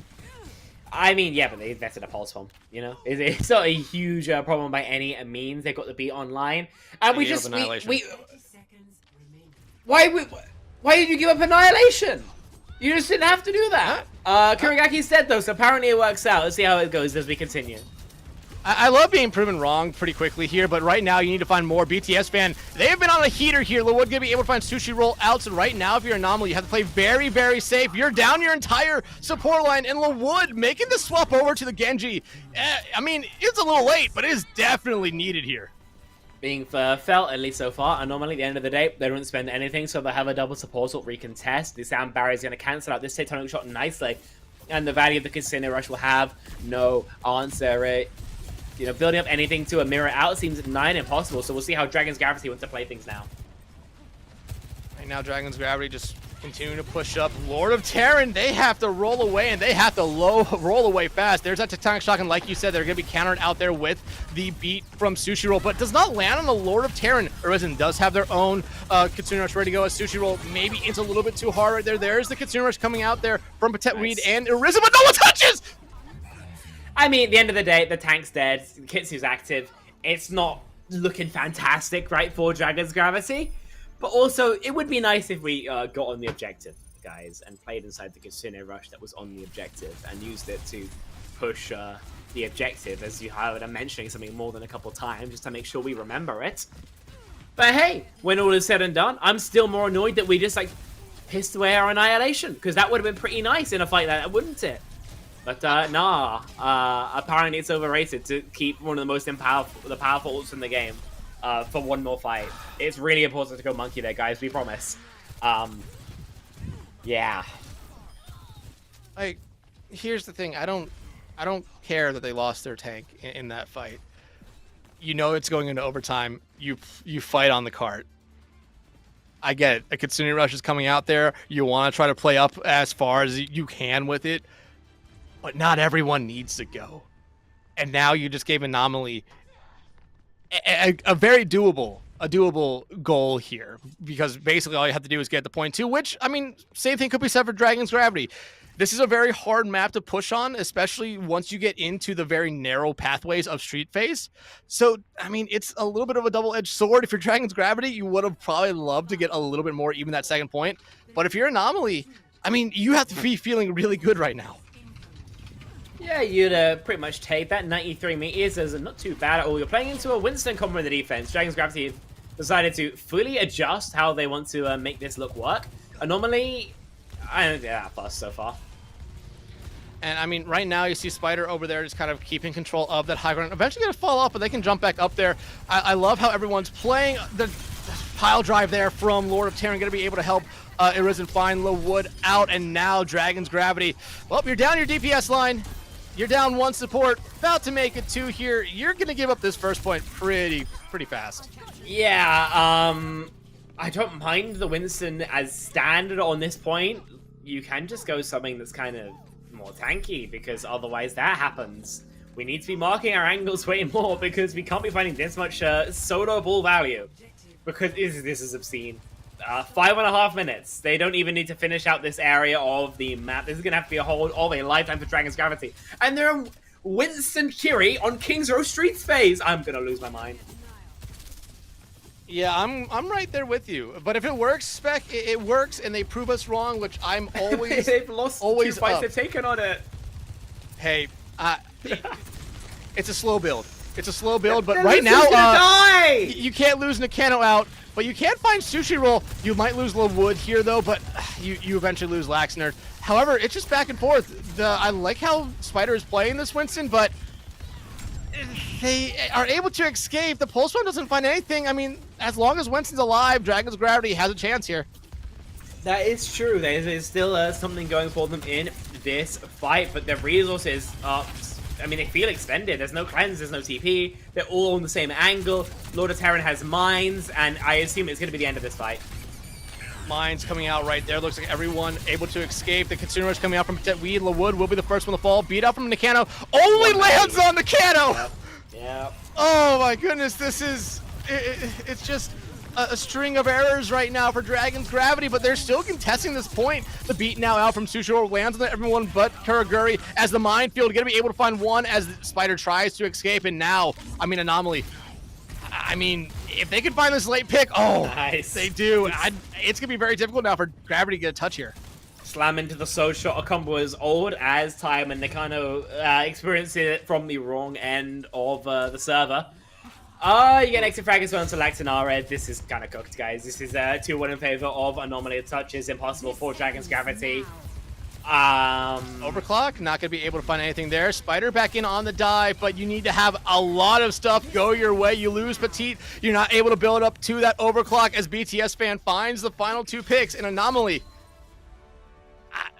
They win this map, but in a weird way, I feel like it's more of Dragon's Gravity almost losing it. It was Dragon's Gravity losing it, in my opinion. Some uncharacteristic slip-ups, we'll say, and a comp choice which I don't quite see the vision of, ended up costing them pretty heavily. I get the idea. I like Winston into ball too, but like on flat ground maps, on high ground maps, on basically any map that isn't just hard frontline trade. But when we're on a hard frontline trading map, I don't really get what was the problem with the Ram May. You got decent progress with it, but deciding just to leave it all behind, they get stalled out on second point and can't get even the beginnings of a defense really together because they're playing a dive team and a dive comp. And I see no reason to play on your opponent's terms when you can just match them on your own. It's a bit awkward. Now, match point, obviously, going towards Anomaly. They are now just 1 map away from continuing forward in the upper bracket finals. Dragon's Gravity, a matchup in the lowers awaiting them unless they can figure out how to get 2 in a row on the board. And remember how Dragon's Gravity started off this series? A dominant first point win on Samoa. Then Anomaly came back out. We thought maybe they just need a little bit of a warm-up. Dragon's Gravity, though, came back out on that third point. Almost played every fight right, even the ones they lost. I felt like they were very smart with it. Won that first map, and they gave me a lot of hope that this could be an upset we have on our hands here. But Anomaly, like we said, they were missing one person. The update wasn't all the way through. They get that one person in. They make a little bit of a lineup swap, and they've just looked like a completely different team. And a lot of this, I feel like, comes down to the fact that they seem to be a very Wrecking Ball heavy team at the moment. Wrecking Ball was banned out the first map, and it's one of those picks where you kind of wish you had a little bit later on in the series, but I mean, it did work out on that first map. You got the map win because of it. I feel like this was also a pretty goofy map in terms of pick spans, compositions. I think that now you've kind of lost one of your better picks for this map in general. For your map now, you're looking at escort or push. You're playing into a ball comp that you can't ban. I mean, what do you do? Like, it's kind of awkward, no? Nothing is popping to mind. That's not ideal. Maybe like a Circuit Royale is where you bring it. I can't remember if that's even in the pool. I don't know if it is. It's gonna be difficult. I mean, if anything, maybe you try to bring us to a push map. I think that is gonna be where they will end up taking us. If Coliseo is in the map pool, I feel like that would probably end up being a smart choice, especially Shambali. Looking at Rialto, Root, Watch Point, Shambali. Watch Point's okay. Honestly, Bull Comp honestly scales kind of weirdly. You can reach the high grounds, but we're going to Rialto. Yeah, of course we are. Why would we not go Rialto there? It's not like Bull has the freer scaling known to man. All right. All right. But I mean, Rialto for our 4th and potential final map of this series. I mean, this is a map. Yeah, Ball finds a lot of value, like you said, scales up very good as this map goes on both sides. Dragon's Gravity, though, this has to be they're picking this map for a reason. And now they get the first ban out here as well. Remember, they cannot ban out the Wrecking Ball. Can't ban out the Far anymore. And Lucio is no longer bannable for them. I mean, those have been 3 solid heroes for this Anomaly team throughout this entire series. Which one do you kind of go after now if you're Dragon's Gravity? I would ban Brig, because that forces them into double flex. You can let your Tracer just kind of win, because in theory you have an advantage on the angle duels if you have Kiri Lucio and they have like Anna Zen. That's just what I think you should do. I almost imagine they're not going to do that because they've seemed pretty confident in their own break. We'll have to wait and see if things actually come through. Eventually, eventually the ban will come through. It's gonna be the Tracer. Yeah, I don't. This isn't the worst ban. I'll say this. There's, like you said, there's probably some better bans they could have made here, but this isn't the worst because we have been seeing Anomaly play the Tracer pretty well throughout the series here. I thought maybe we would see this ban in one of the other maps, but now with the do or die thing, do or die situation, you get rid of that backline pressure, force one of these DPS for Anomaly to swap off and go over to something else. It maybe just try to catch them a little bit off guard here. Maybe, but this is the worst Tracer map, or one of the worst Tracer maps, in my opinion, to play in the pool. You only have the left side to scale through on first point, so you're very predictable. Through second point, you actually can't do anything because it's terrible. And third point, you actually can't really do anything because there's no good flanks, connecting you to the backline easily. So for the DPS, if you wanted to play like Pharah Ashe anywhere, for example, to really lean into that poke aspect of the ball comp that I spoke about, much earlier today, it would be here. Anomaly, a Winston ban. I mean, it's kind of a slam dunk for them, isn't it? Yeah, I feel like this is the best ban they could have gone with here. It forces them to play the Ramatra, if that's going to be the way they go here. And I feel like we've seen at least in the last couple maps that the Wrecking Ball has been able to kind of outdo the Ramatra here for Anomaly. So a good ban for them. It seems Winston is always a dive tank that Dragon's Gravity goes to first. So I like this ban out here from Anomaly. I think this is just so free. It was very predictable, in my opinion. If you have banned out the Winston, and then that's going to force Dragon's Gravity to play Hazard, very likely. Hazard is okay-ish on this map. The range is outside of what I would call his effective. And especially if we want to see Anomaly move towards like Ana stuff, then Spider Skull is going to have a pretty rough time, all things considered. See how BES Fan does or Kuragaki rather does without access to the Trace. Assuming they continue doing what they've been doing, but just on the hit scan roll, they will be pretty okay. I do think this is absolutely Anomaly's map to win, but we have to wait and see once we get into the action. Yep, and we're loading in here now. It's going to be, again, Anomaly on the defensive side here first, and I mean, no Tracer available for them. Kuragari just goes straight over to the Sojourn instead, and on the other side, I mean, they're currently teasing us with a pharmacy, and Spider Scale or Spider Scarl on the Diva here to start out. I mean, this isn't the worst composition. I imagine we might see one or two swaps coming out from Dragon's Gravity, though, before the doors open. Defensively, Genji Soj makes sense. Realistically, your Genji Lucio can mark the right flank really effectively. If Soj on these long sidelines is going to be safe from anything that might appear. Not as greedy as an Ashe, but considering you're already on the Ana, makes sense. And again, the Ana versus the Zen, you kind of expect a Haz here. This is very much a counter towards that. Obviously, the Ana cooldown is so strong against a Hazard who has no real ability to block it. Pharmacy coming out here. Like I said, I thought we might see one or two more swaps come out from Dragon's Gravity. I thought it would have been this Pharmacy comp. But right now, I mean, if they could get the jump onto Anomaly, it gives them a little bit of good space here early on, but already the pile drive coming out there from Terra, not going to be able to do anything but just kind of force back Dragon's Gravity here for a moment. But Anomaly really already giving up the first two turns. Yeah, I mean, they don't really need those corners. They're playing bull comp after all. All they need is the open space, and that is where they thrive. Lewood flattened already, DMEC found as well, and this fight is kind of already cooked. I mean, the important thing here, when you have the Ana, is that the Ana is basically a third DPS. Same as the Zen. You're a little bit less damage, you don't have the Discord Orb, but instead you have got cooldowns which just ruin the opposing team, as well as the hit scan pressure, which we're seeing Lewood find out firsthand. And look, Lewood is just under siege. Anytime he goes anywhere, there's always a ball looking at him. Kuragaki looking rails whenever he can. Irritant anytime they peek into that sideline as well, and BTS fan rocks up when he feels like it. I mean, there's so much pressure that Lewood is under, and even though you've got that barrage, what are you actually going to do with it? I mean, you're going to get it really before anyone else has anything here. Yeah, Risen not that far away from their Nano, but you can get this barrage off, try to find an early pick, and just open up stuff for your team. Just give yourself some options here early on, but you lose that Pharmacy right there for the moment. Nakano pops that the Valkyrie here. Nano already out here on the Kuragari as they just try to keep everyone at bay here, trying to focus in on Lewood. Not going to be able to find them just yet. Spiderbait just able to keep themselves alive in that mech, but a nice anti-nade coming out there. That Valkyrie fades away. The minefield on cart. The Mirage is out from Lewood. They're going to be able to find Sushi Roll, but that might be the only stuff that Dragon's Gravity finds in this fight.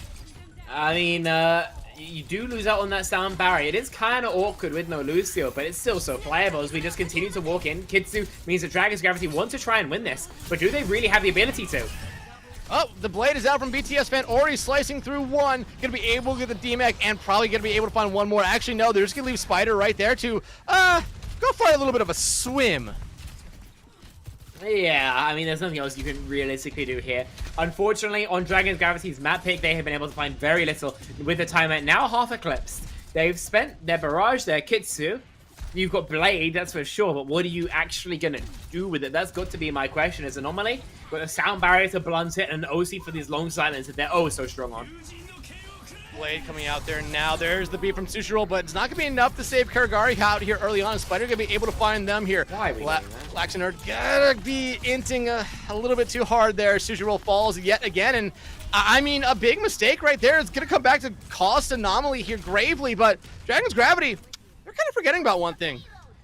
Have we tried not waking and then fighting a Genji who's mid-blade when we're like 200 HP, please? That was a pretty, that was not ideal from Sushiro, I'll put it that way. Great sleep from Arisen, but made that game winnable, but we did troll it a smidgen. You have a retake.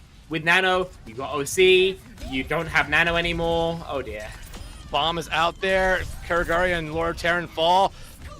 BTS Fan flew a little bit too close to the sun and instead gets crushed. Yeah, this is exactly what Dragon's Gravity needed. A couple big mistakes coming out from Anomaly. Gets them this first point, and they keep this map alive for them. I mean, listen, great they're doing well. I'm not sure this is quite repeatable. They just, because if what you need for victory is Anomaly just to, like, die 2 players to a self-destruct and 1 more to a remake after we just trolled the previous fight because we decided to wake up a blading Genji, I'm not sure that's particularly repeatable, right? You get the DMAC, you trade for the Echo, you'll take it every day of the week. Laxaner are going to be able to find BTS Fan, though, out. You hear the mines out there as well as Spider tries to get back into their mech, and they're doing a good job of it, but, oh, hey, they're not going for a swim. They actually land on the boat and get back into their mech here. So this keeps Dragon's Gravity in this fight, especially with LeWood finding Arisen out there, who has now been holding on to this Nano for a while. Sushiro going to get punished for being the #1 inter in the world for the 2nd time this map, and Dragon's Gravity just going to keep on rolling here. Some anti-synergy there. Sushiro actually got the boop onto the Baby Diva, but Lord of Terran's Slam cancelled the momentum. Great pick, obviously, from Kuragaki, but all it will do is force the res. Nice pile drive there, going to be able to help find Petit Wee. There comes the overclock out from Kuragari. Already finding one, not going to be shooting at this Genji for the moment. Once they get that deflect gone, they make sure that Genji is also gone. Now, it's a stagger on the Spider, who's not that far away from a mech. Very nice. Nice play right there by Kuragari. Spider was going to hit that Q button immediately. Yeah, of course. Spider Skull just got clotheslined, and so pretty quick headshot to stop that from even being remotely a threat. You got the Nano, no more Genji for obviously BTS Fan with that Echo is going to be duplicating probably the Diva. Genji is also very bad in my opinion. See exactly how you want to use these DPS ults on the rotate. The pile drive coming in, they're not going to be able to find a lot, but you know what does find a lot? This barrage from the wood finds 2. Laxaner finds 2 out as well. Exactly what you needed there is Dragon's Gravity. I mean, everything keeps going their way this map. That's true. It's 1-fight territory. There'll be a very comfortable touch, though, for the side of Anomaly. You've got good ults for it. All you need to do is not die first. Duplicate out here from BTS Fan onto the Diva, trying to get rid of this Pharah and just doing a good job falling down the roof with them. Gonna be able to get rid of them. No res coming out. The bomb gonna be able to find Nakano, who's just not able to escape. And they get the crush kill. Oh, it's just pouring salt on the wound right there. Bomb coming out from Spider will be able to find one, but I don't think that was the right play. Why is everybody dying to self-destruct? Did they buff his ultimate in the patch and not like bloody tell me? It's okay, particularly he's dead to the rail. Won't be there and for the initial recontest. Kuragaki, you've got to slide, man. You've got to be escaping those.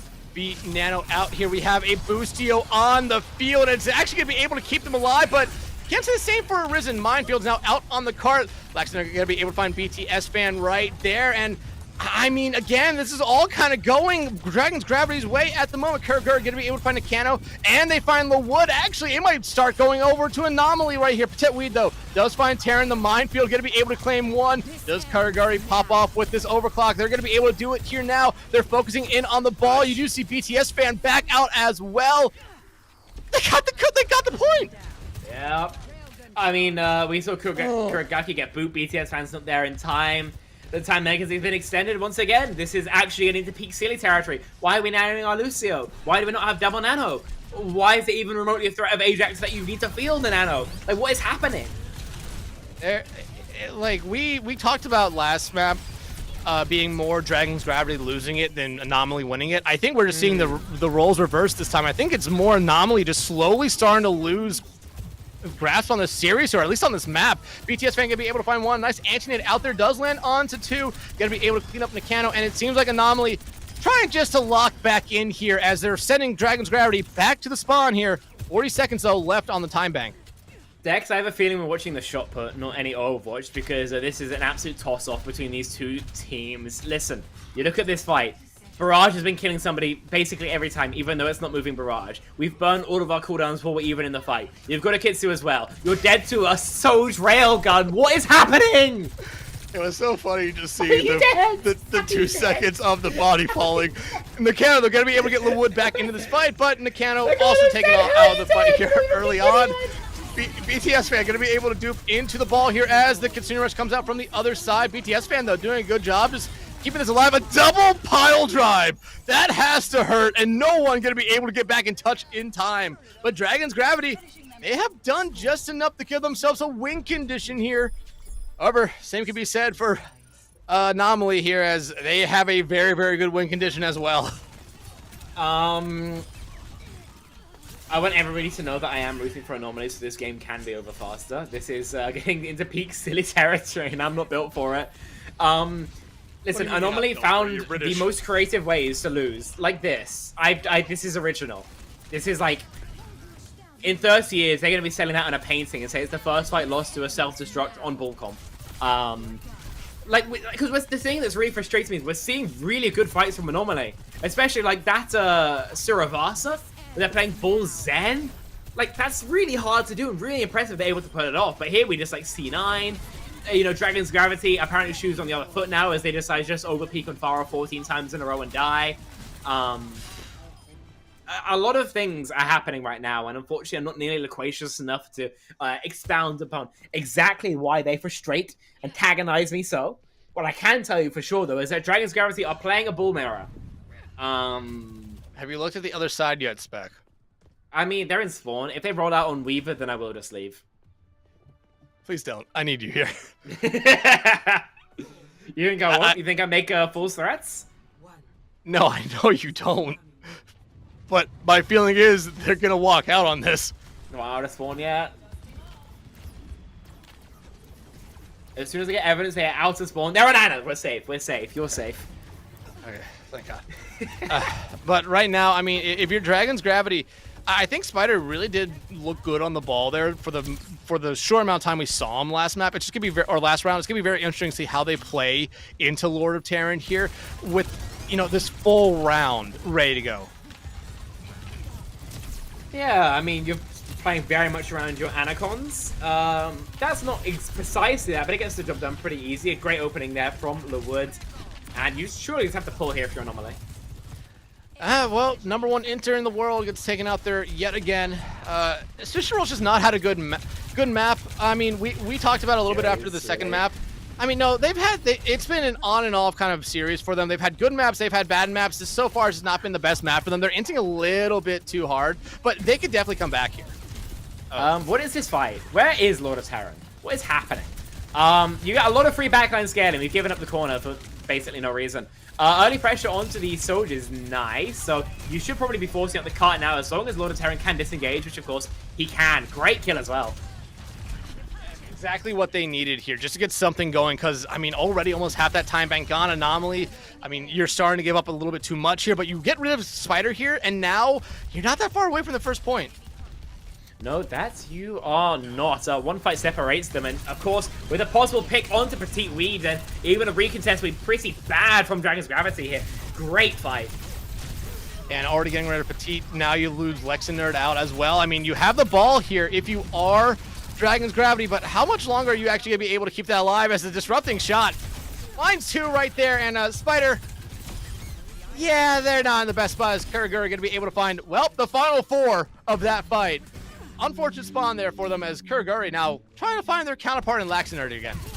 Yeah, I don't quite understand why after a really strong defense, or offense rather, playing mostly Winston, we decide to change things up on the defense and kind of start struggling, we'll say.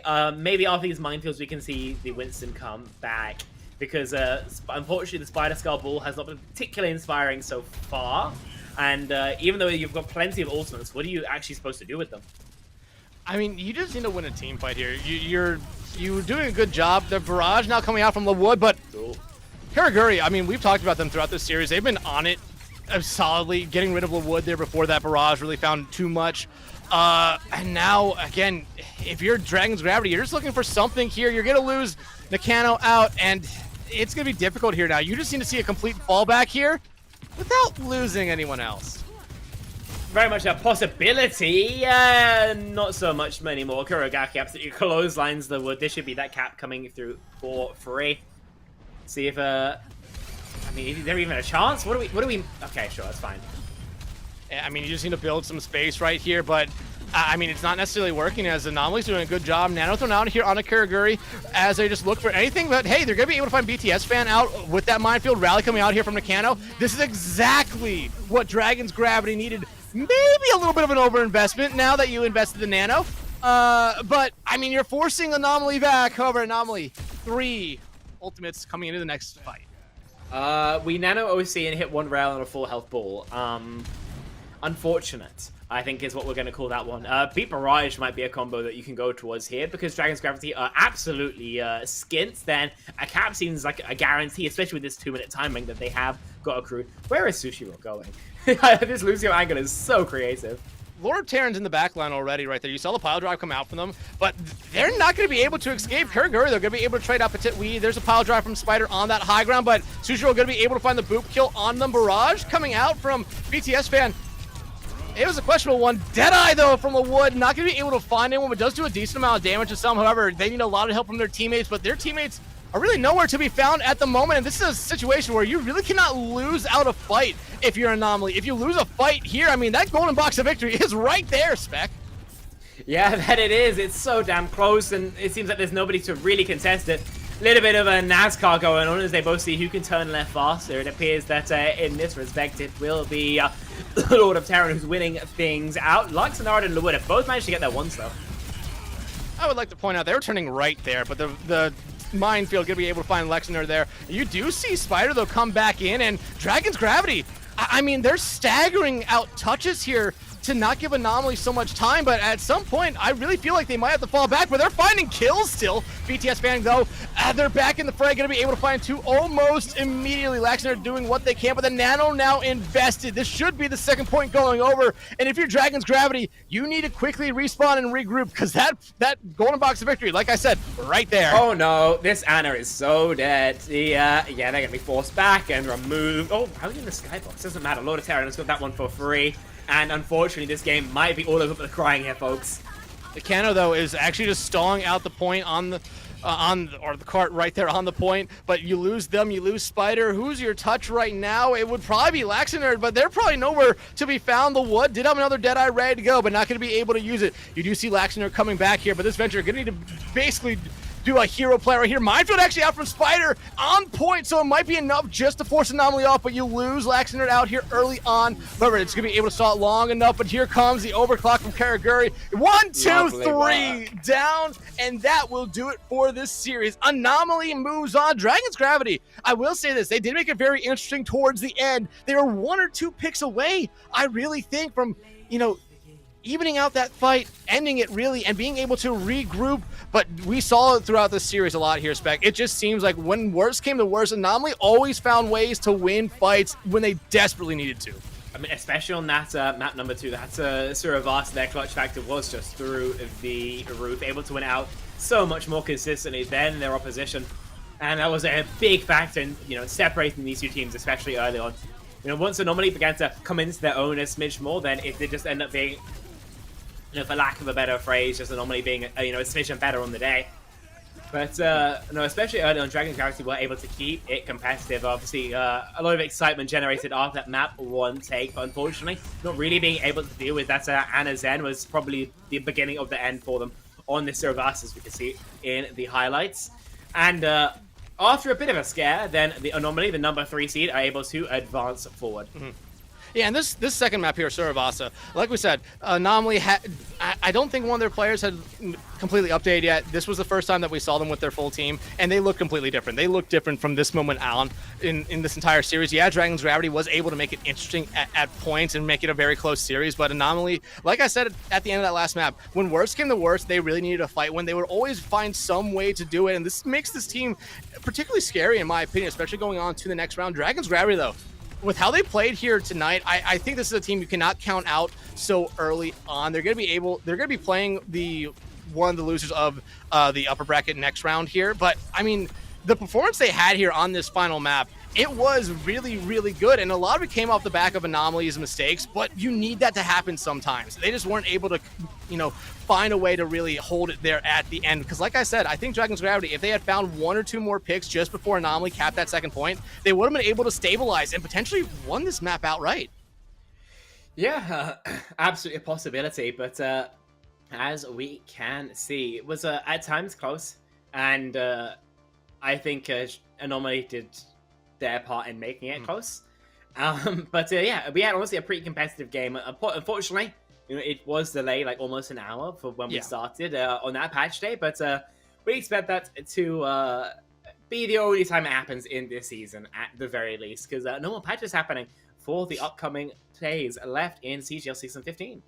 Yeah, I mean, you see the maps right here. I mean, this was a close series. Like I said, that second map of Suravasa was probably the most outright win for either one of these two teams. Anomaly really did look very good on that map to shut down Dragon's Gravity. But then the last 2 maps, I mean, there were mistakes made by both teams that did hurt both of them at times. But Anomaly, when worse came worse, like I've said a couple times now, was able to always find ways to win team fights they desperately needed.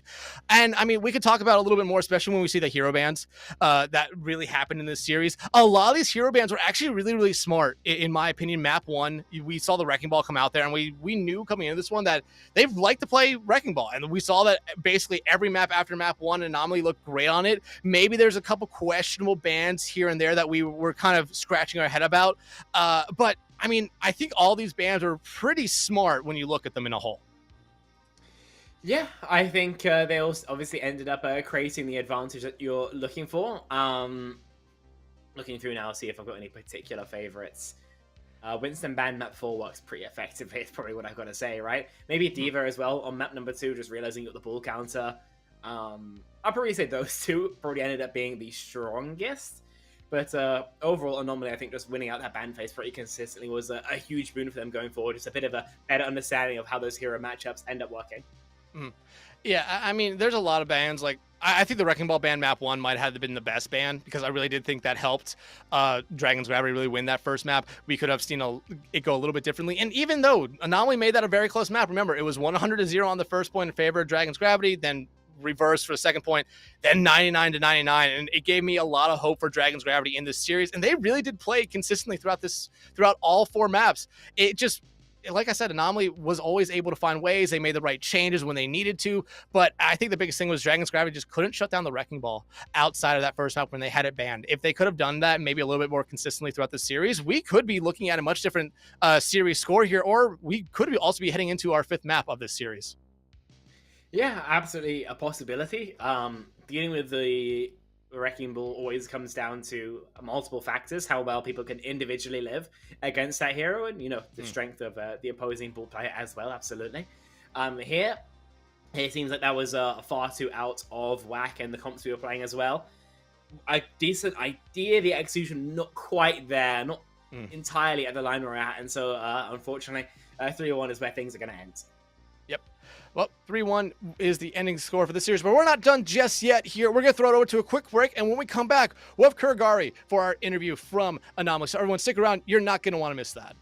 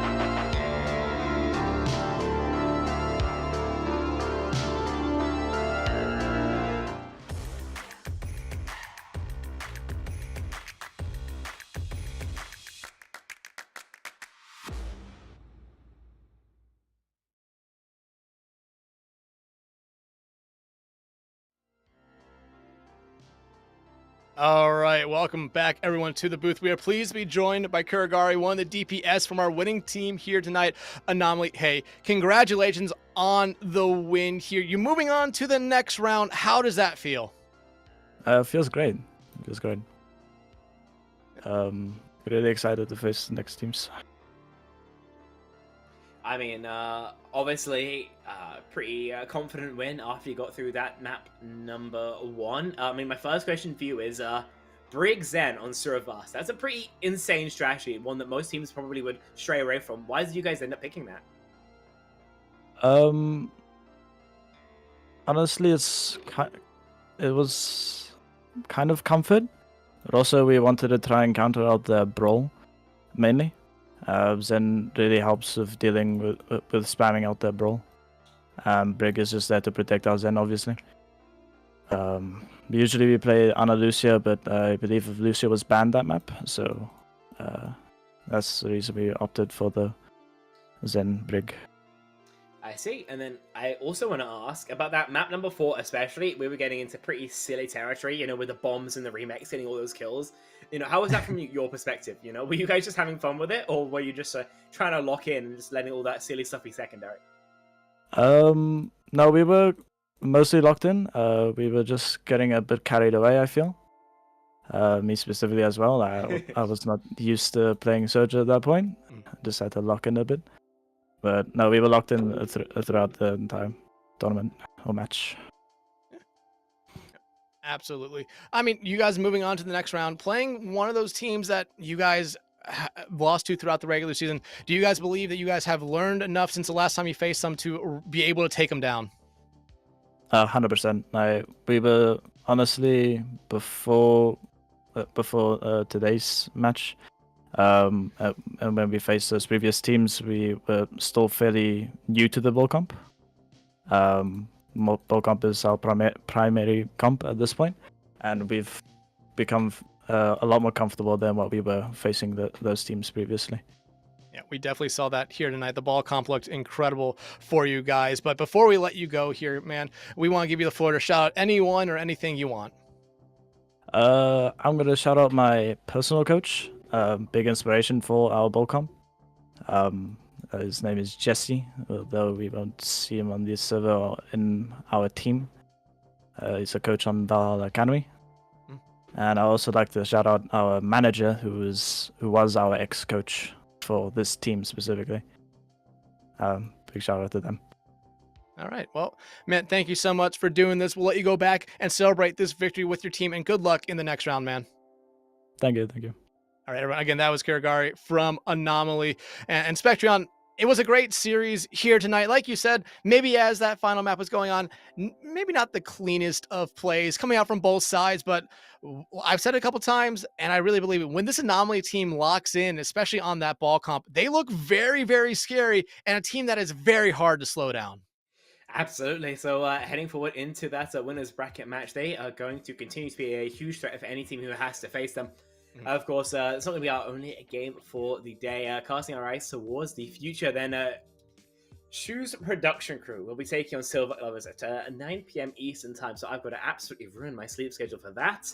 But make sure you tune in, because that game will also be covered here on CGL 1. It seems like the production team for that will be Try Hard Ray, Joker, Orange, and Hippie, who are going to be working at that particular broadcast. Last thing before we close out, Kunoichi Cavalry. Make sure you take a gander at that, because it's very cool. Make sure you watch it, because it's going to be streamed here or on other CGL affiliated channels. And sign up if you can. Sounds like a fun time. Yeah, just over a month away from that happening right here. Again, Kunoichi Cavalry. If you can, sign up. Like I said, it's very fun to watch and very fun to be a part of here. But Spec, one last thing before we go. I just want to give a quick shout out to Dragon's Gravity. I mean, they won a map off a team that they lost to early on in the season. They made every map competitive here. This is a team that I really think, if everything kind of falls their way in their lower bracket series, does have the potential to make an upset. And I really, really believe that. They did not get the result they were looking for here tonight, but I believe Dragon's Gravity, they can make some noise, but they need everything to fall their way, and they need to clean up some of the mistakes that we saw here tonight. Yeah, I think with Vorderview, they absolutely could go for a deep losers bracket run, but they have to actually put the elbow grease in, otherwise it will probably be a relatively uneventful playoffs run for them. Absolutely a possibility, though, and thanks for that, Dex, for actually shouting it out. I think that has been everything for us today, though. Production team today has been myself and Dex Trunt, of course, who's been the... Oh, sorry, that's there. Who have been the casters for today. We've had a Hippie on the production. Mara's been on the ones and zeros. And for everyone here at CGL, we wish you a fantastic night and adieu.